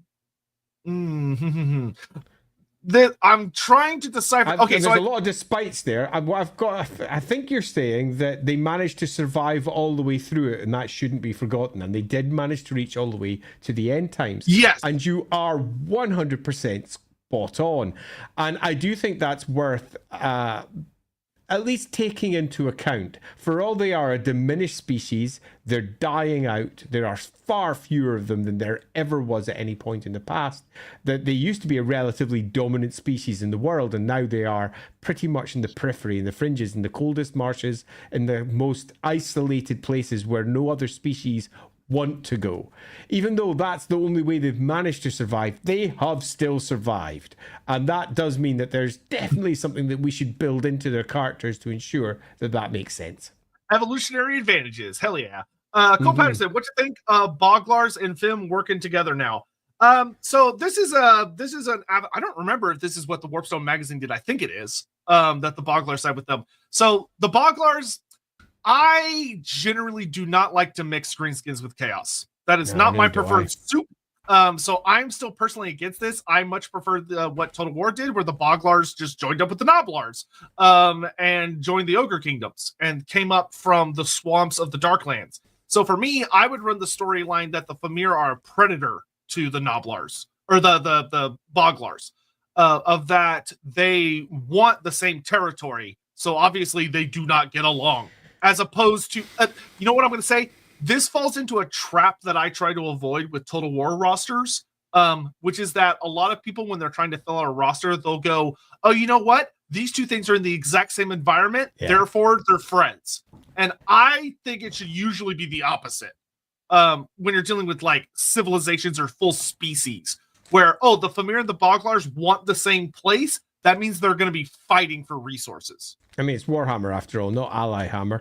I actually completely agree with this. The only way that I would disagree with this is if the Boglars were not greenskins. If the Boglars were like strange fey folk equivalents, you know, that's something you can always imagine coming from the mystical swamp somewhere, a Boglar, something that's not greenskin aligned, then I'd definitely say yank them in, mix them up, have this weird little species that works alongside them, perhaps even add demonic aspects to it. Suddenly it turns into something that works for them. But just greenskins that sit alongside, nah, I could see them occasionally being enslaved or something, but no, the Fim, no, it's just not their cup of tea. Yeah, I could see them like being allies in certain instances. So like they work together against like an empire town or something. Particularly if something's coming from the outside and attacking. Yeah, but I would not put them in the same army roster. I agree. Kobo, Muna Mim sounds like a fascinating character. I totally get why this player and her character really ended up liking her. I was so glad she did. I have always wanted to run a campaign with Muna Mim as like the main nemesis antagonist, because I think there's a lot of fun tragedy around it. So the fact that she got used, I was like, oh no, I really don't want to kill her.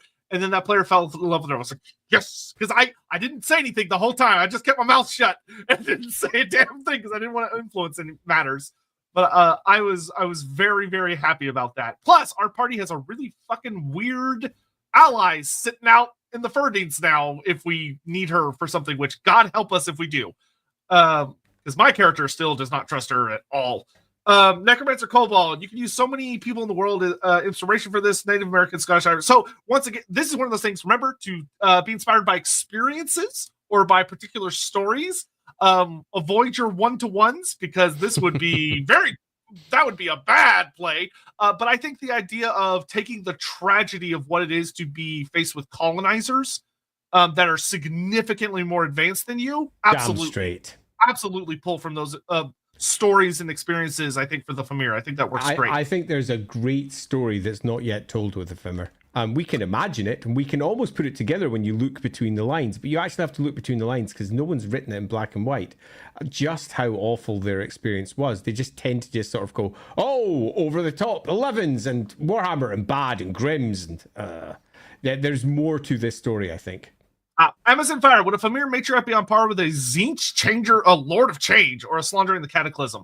Also, you should catch up on Super during Chats. the Cataclysm. During the Cataclysm? Maybe. It's hard to say.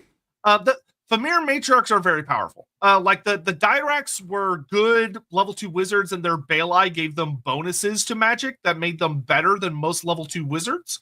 So it would depend on how you interpreted the matriarchs. If it's like, oh, they're functionally a level 5 wizard because of the Baelai, then yeah, during the Cataclysm, they'd be pretty fucking scary. But I don't know if that's the angle that would be taken with them. Because we don't know a lot about their casting abilities because the Mirgs are fairly mysterious. Even in the Winds of Magic book, Muna Mim is a really powerful caster, but it's 4th ed writing. So, the stats are terrible. Yeah, so the stats are pretty meh. So it's not a great example. I would say because I think at the Cataclysm, when the world was suffused with magic, you could absolutely write a storyline that they were horribly powerful. But keep in mind that they were even during the Cataclysm, while they were successfully fighting against them, they were still losing against like Kaldor, Dragon Tamer, and Grimnir. Which, granted, or winning at points as well. Yeah, it's like granted, those are fucking borderline demigods. There's an issue here. And the issue is that if you go with any version of the background, the Fimir are not involved. They're just not. They're not mentioned anywhere. They're not rising up against elves. They're not doing that, although they should be. So we've got two potential answers. One is it's retconned, and the Fimir are a part of this great battle that goes on during the Cataclysm. Or alternatively, we take the route that absolutely matches the background as it currently stands, and that's that possibly Chaos have already abandoned them by this point.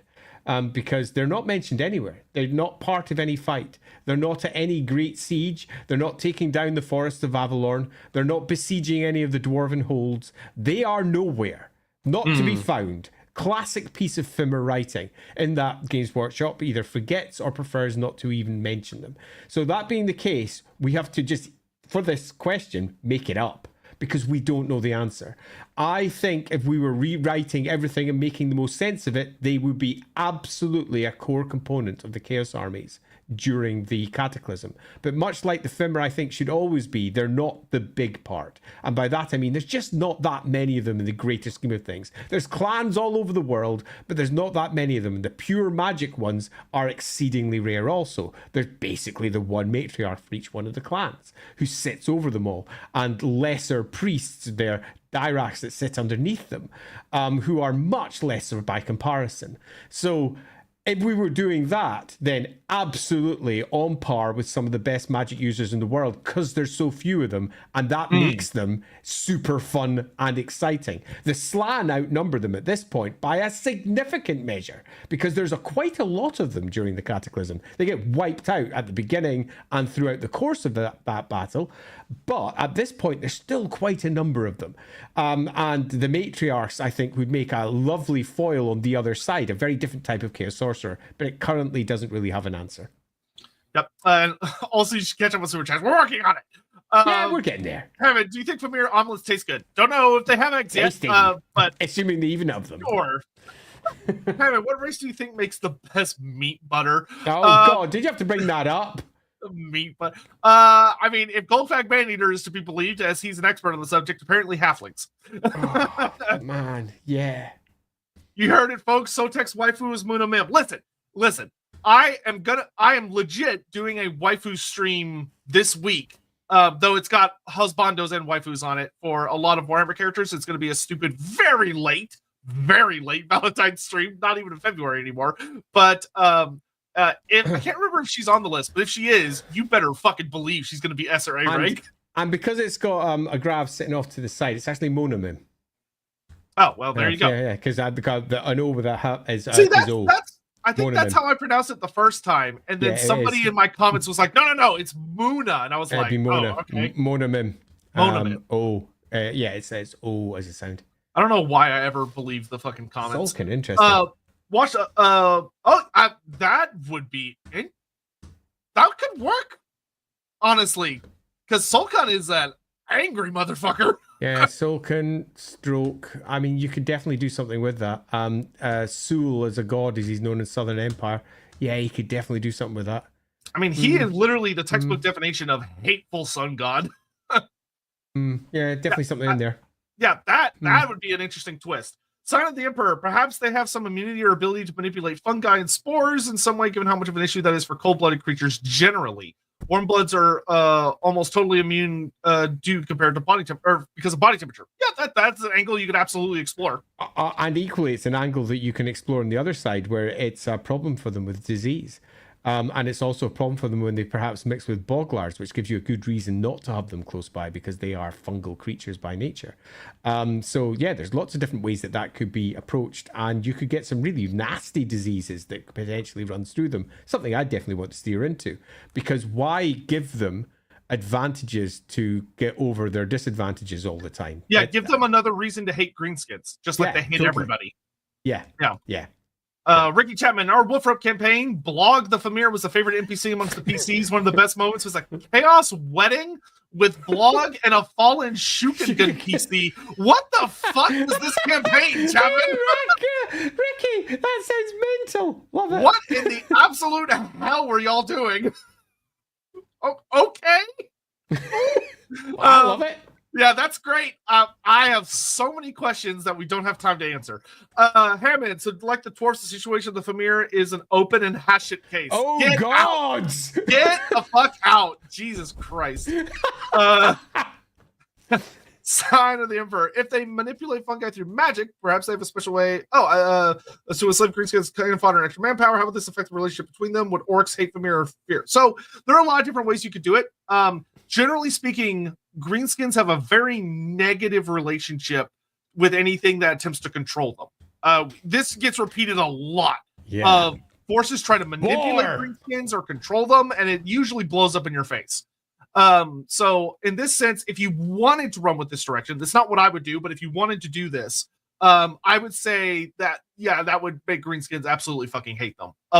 They lose their orkiness or their greenskinness if they get too close to the Fimir, which could be, something interesting.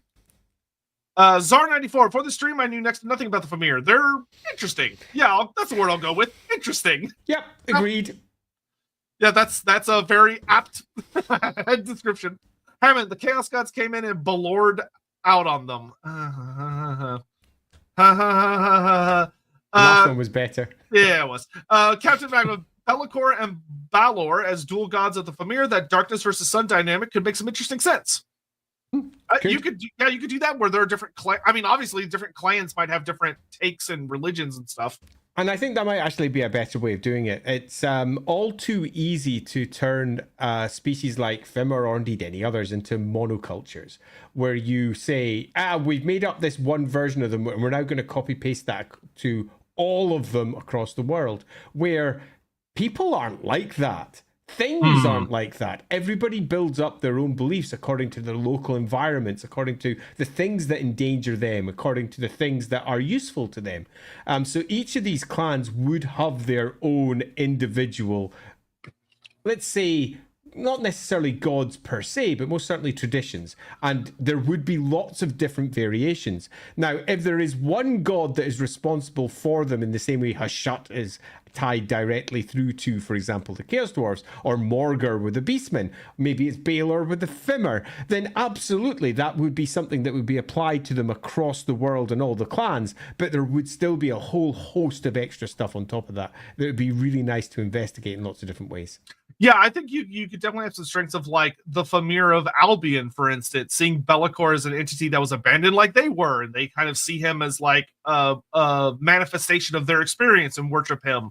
Or you have some that live in what used to be part of his empire in the old world, and they still see him as a god back when he was practically a living god.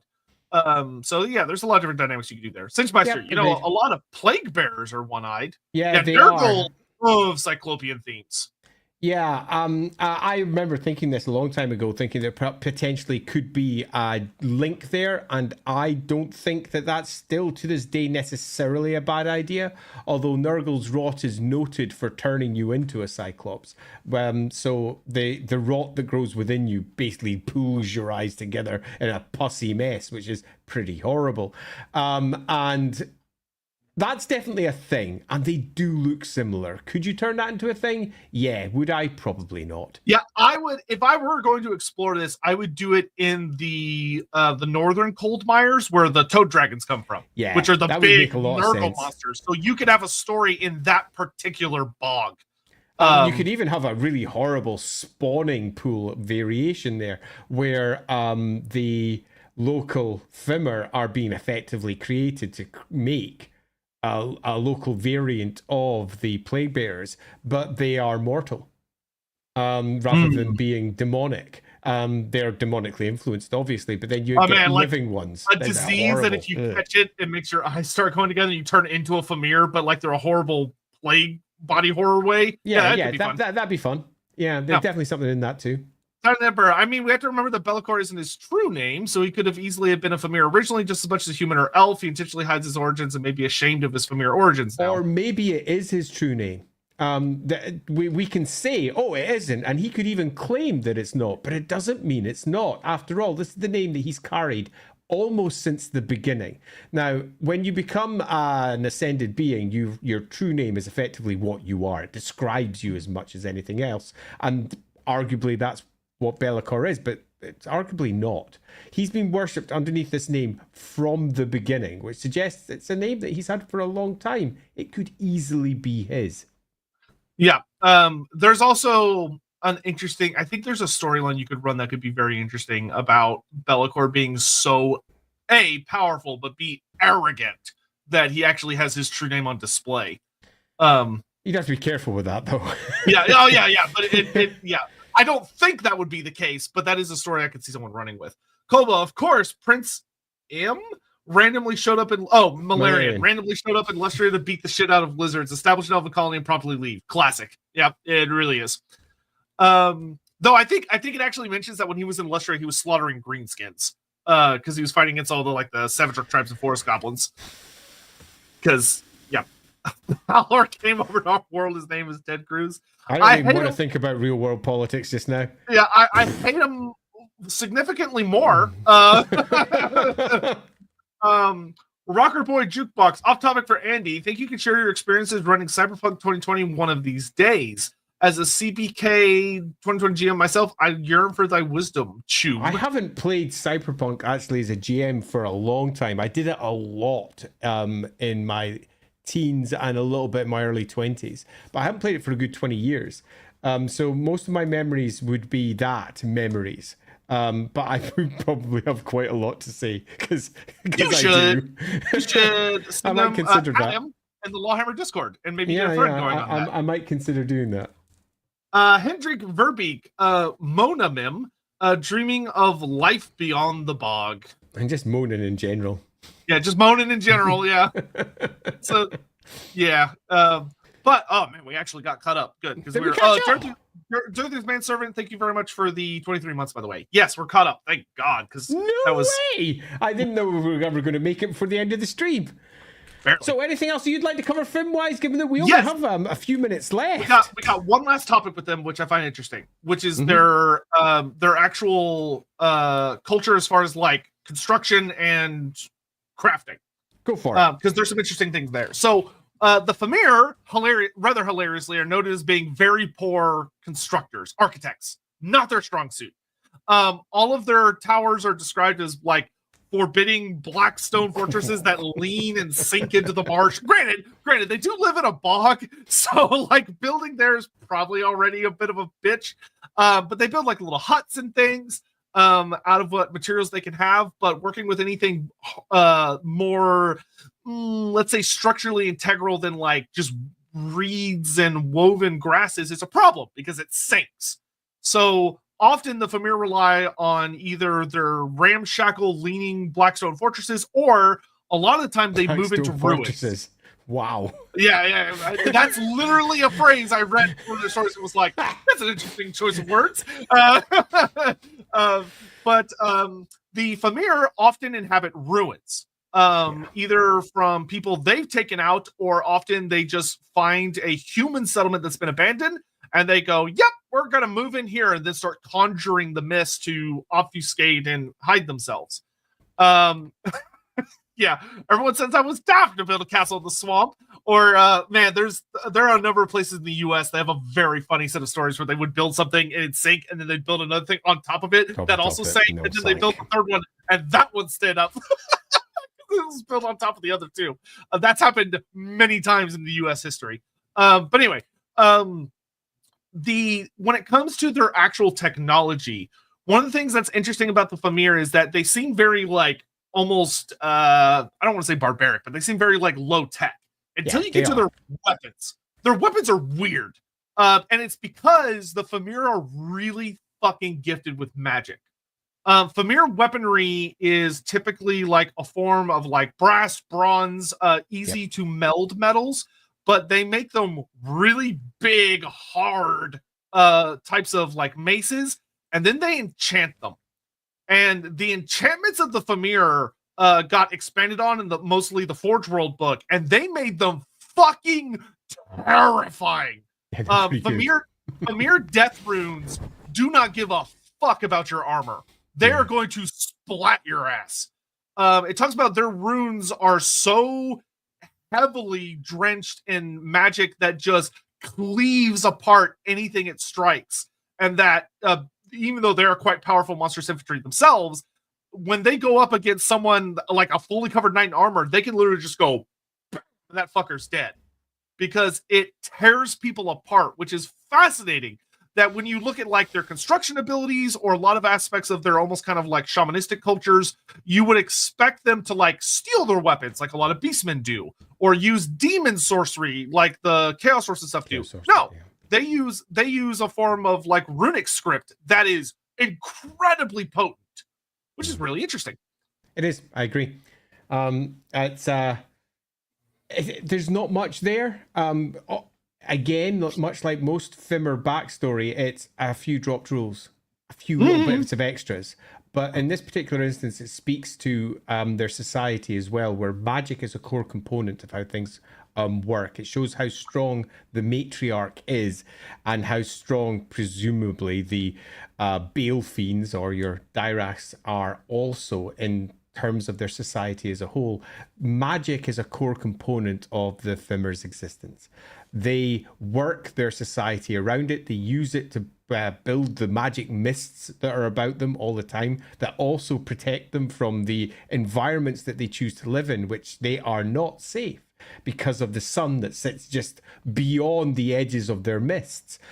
So yeah, we've got a magical species that uses relatively primitive equipment that aren't so technologically advanced, but are very magically advanced. And they use their magics to effectively fill up and paste over the holes that they have on the technology side.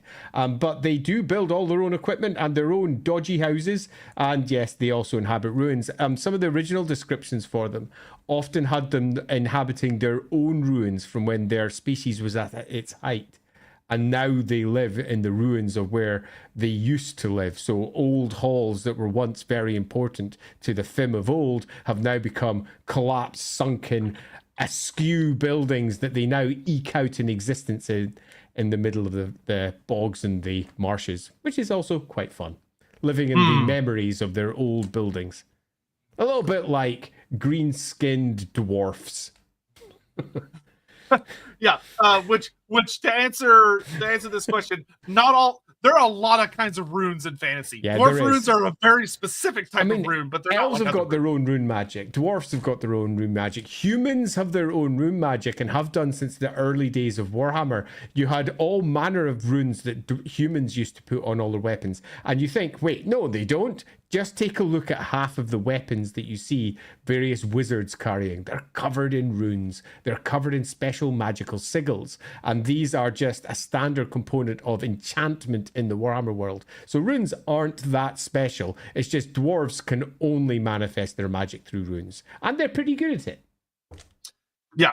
Because when you're forced to only use a single method of doing something, you tend to perfect that one particular method.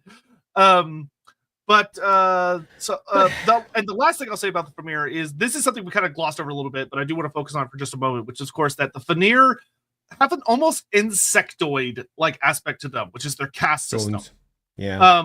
Where that Fimir are born into a caste. It's not like a civilization where you're born and because of like who your dad is, you get slotted into a certain societal role, but there's not actually any differences between the lot of you.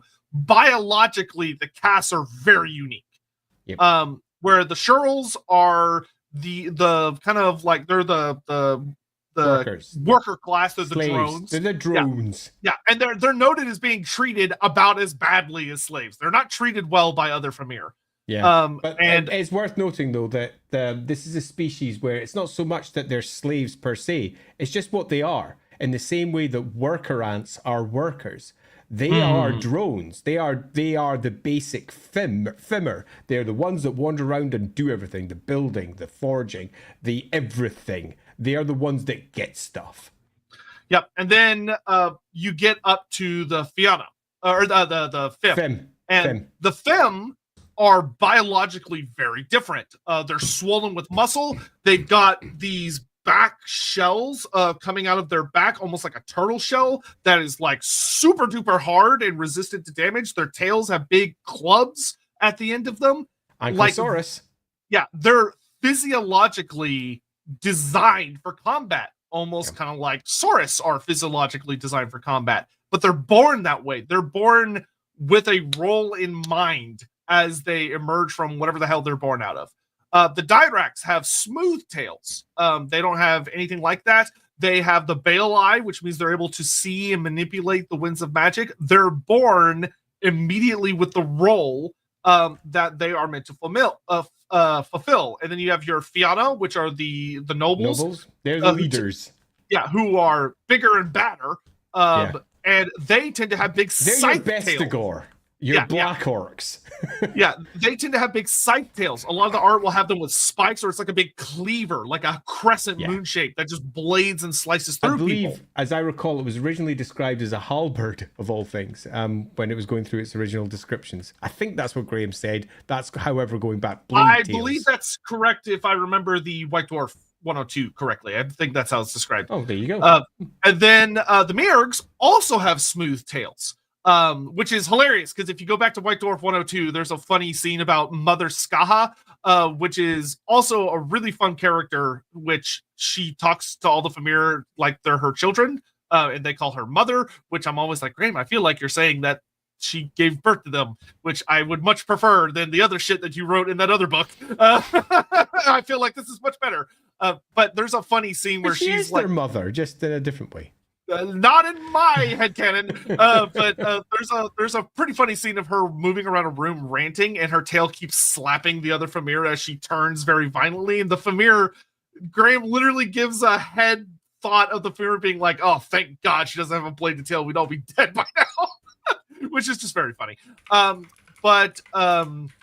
She now what's interesting about the matriarchs to me is that they've evolved a lot since Graham's original writing, because in Graham's original writing, they're about the same size as other Fimir. And later writings, they got big. Like, they're really big. If you go read the Sigmar trilogy, for instance, by Graham McNeil, there's a Fimir that shows up, and they're like, they're not monstrous infantry size. They're big ladies. We're talking like towering over other Fimir. And the later you get into Warhammer Fantasy, kind of the bigger they get. Where, like, if you go look at like Throg the Troll King compared to a regular troll, that tends to be seemingly what you're often dealing with when you're dealing with like a matriarch versus a regular Fimir warrior, where they're like a good head plus over. I wouldn't describe them as truly monstrous sized, but I would describe them as very fucking big. Which is an interesting development. Yeah, it's an interesting and one that's inconsistent. So who knows whether they'll eventually land on it. Yeah, the Dirach also generally always depicted with like big thorny, horny things sticking out of them as well. And that's managed to come all the way through down onto the Balefiend artwork as well, where they still have that slightly horny look popping up for it, though the Mirgas didn't have that to begin with. They just had like hoods that sat over their heads. I actually want to, just for funsions, I want to pull up hag witches.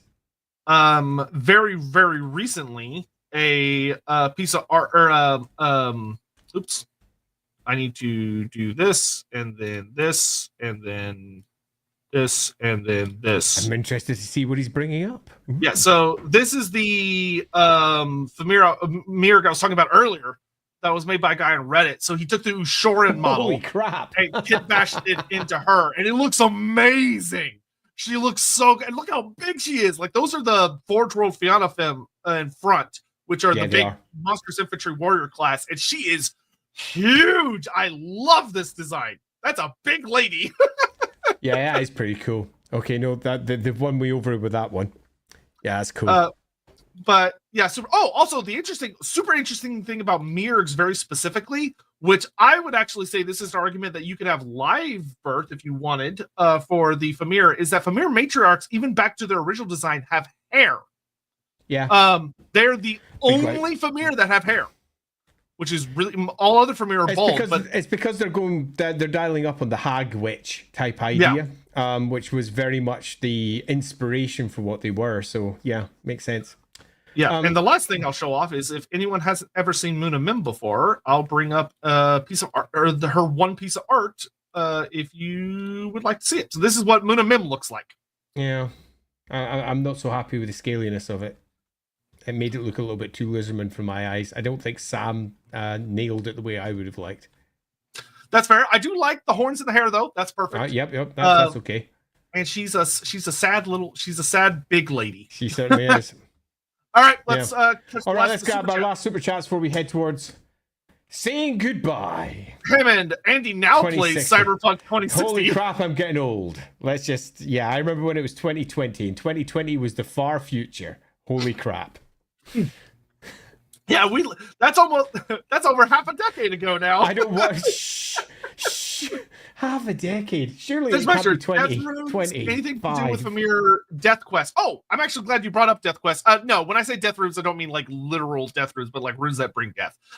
Death, yeah. But the Death Quest is actually a great thing to bring up, which is that the Fimir, once again, very interesting about the matriarch, and I still feel like this is another big supporting thing of I really don't like the idea that they need humans to reproduce, because it doesn't make sense when you look at the evidence of that. And this is back in OG Fimir. This is like original. This isn't something that was added later.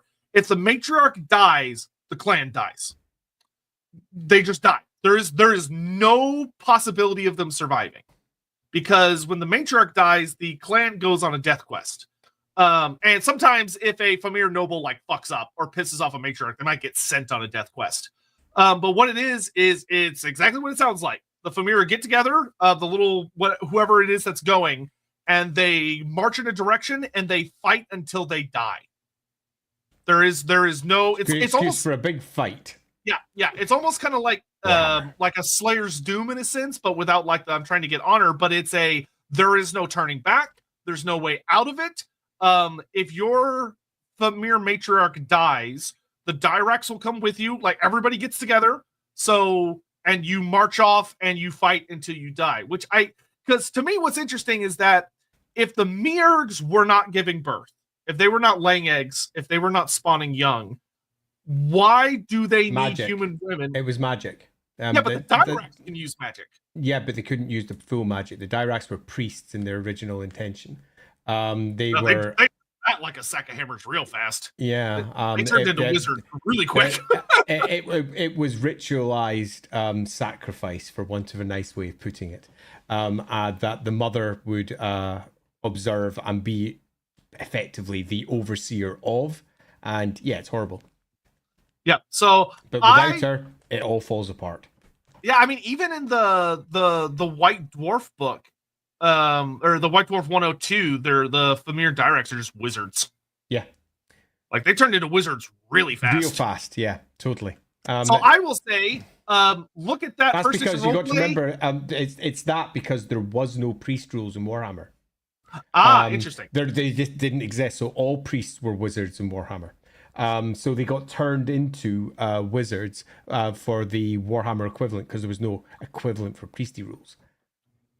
Mm-hmm.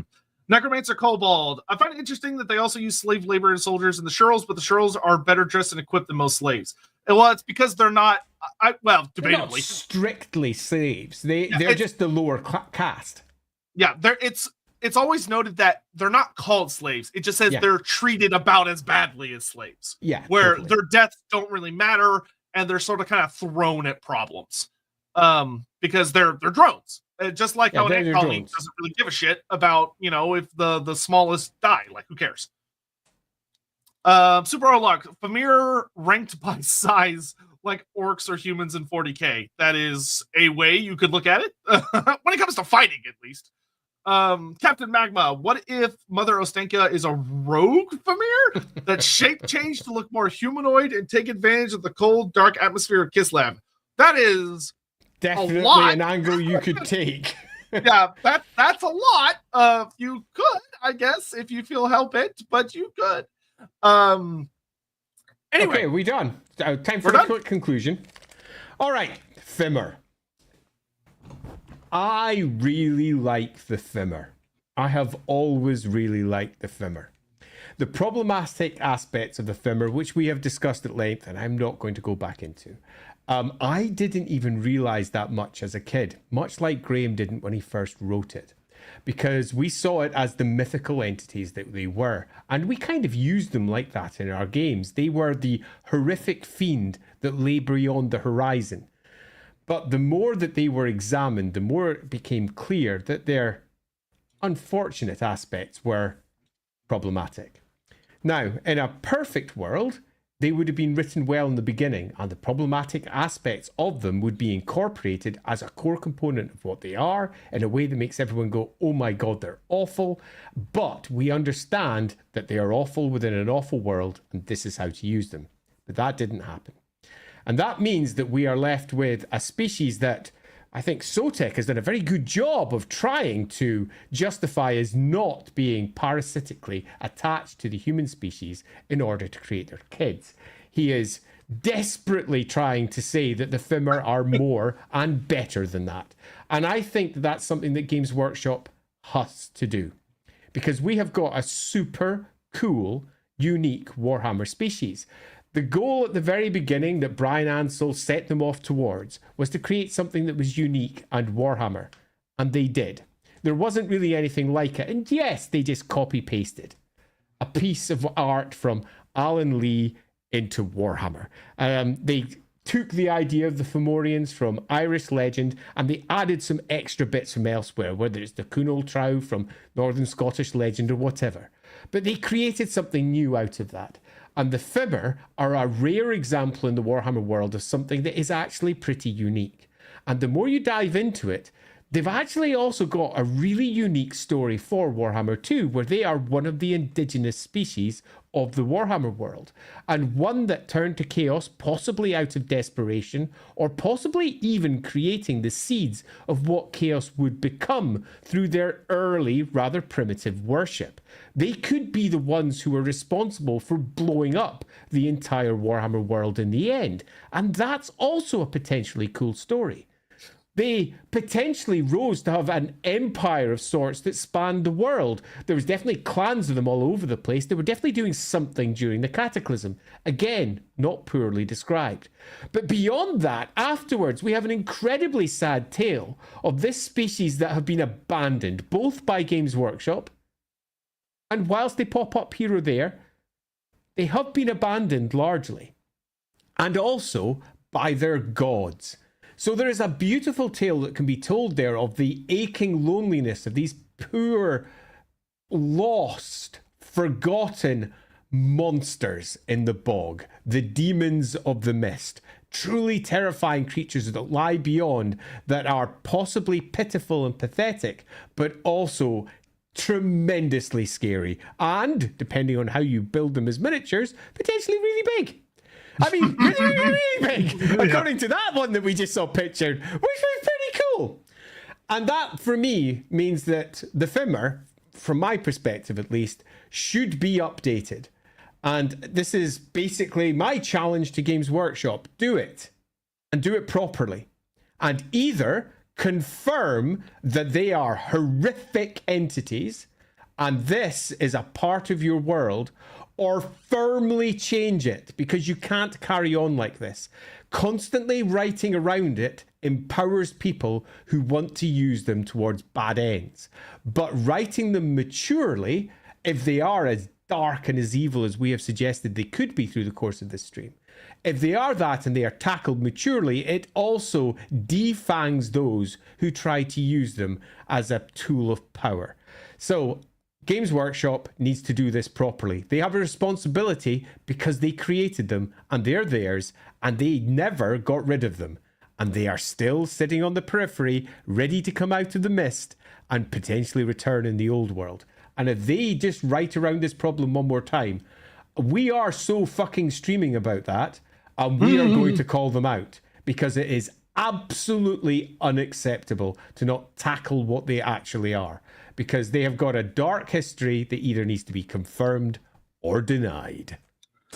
Yeah, and the last couple things that I just want to add real quick is that based on all the reading that I did leading up to this stream, I feel really confident that the parasitic interpretation of the Fimir no longer makes sense with their more modern writings, where you have characters like Muna Mim, who her clan is dead, and she has no way to resurrect them or bring them back, despite the fact that she's a matriarch, and there are lots of humans hanging around.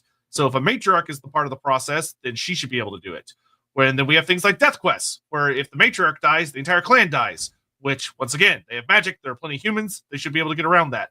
There are a lot of aspects of their nature that I don't really think make sense, and I think exploring their relationship with magic is a better story. But I do want to bring up, I think, a really good comment by Grackle, which is that if you're going to keep the parasitic angle, and GW wants to keep it, they should be like the xenomorphs, where it doesn't matter who they get.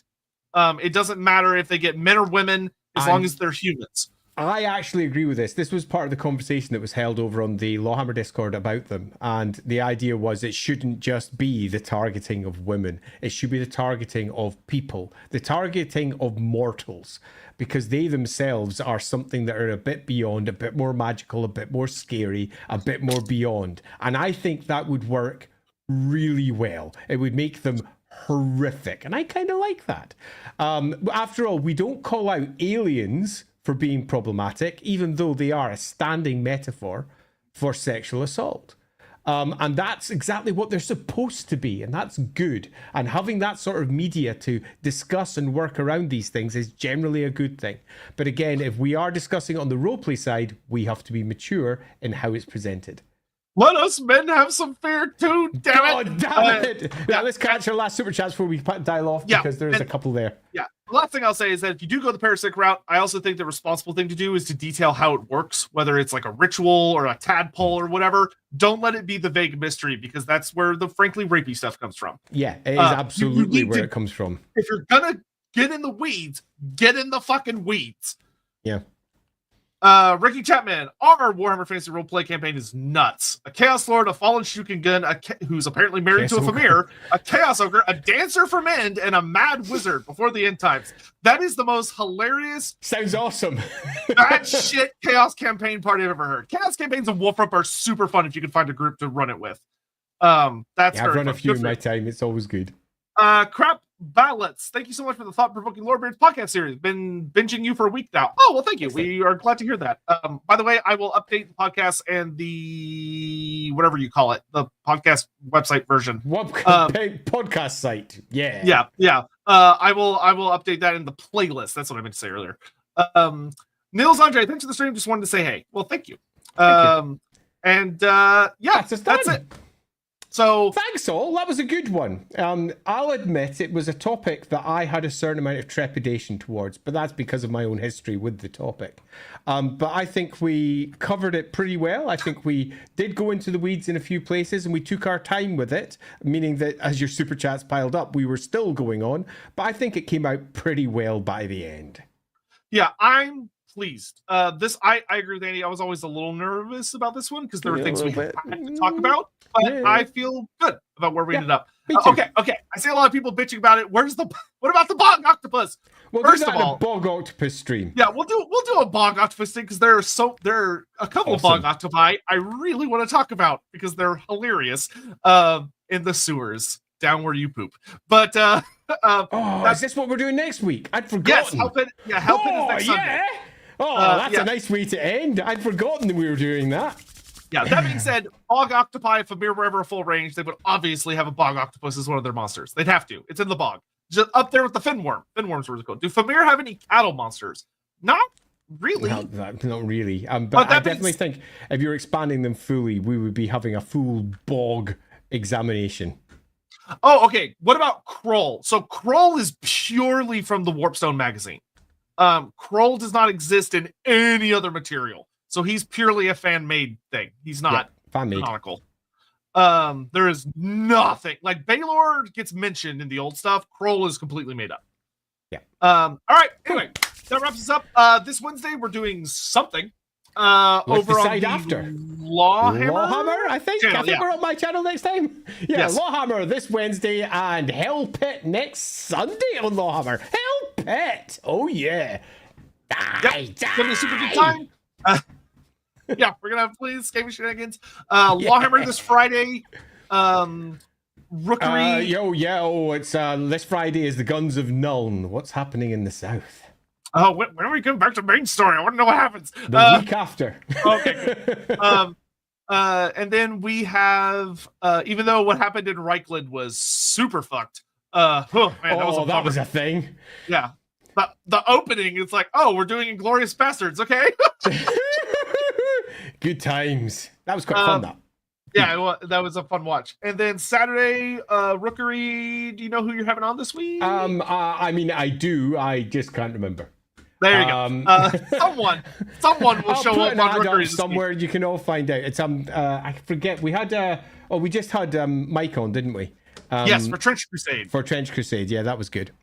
Anyway, I'll post an ad up for it so you can all see. Great. Anyway, we're out of here. Thank you all so much for watching. Please take care and good night. Bye. See you Whatever. later. Bye-bye. See you later.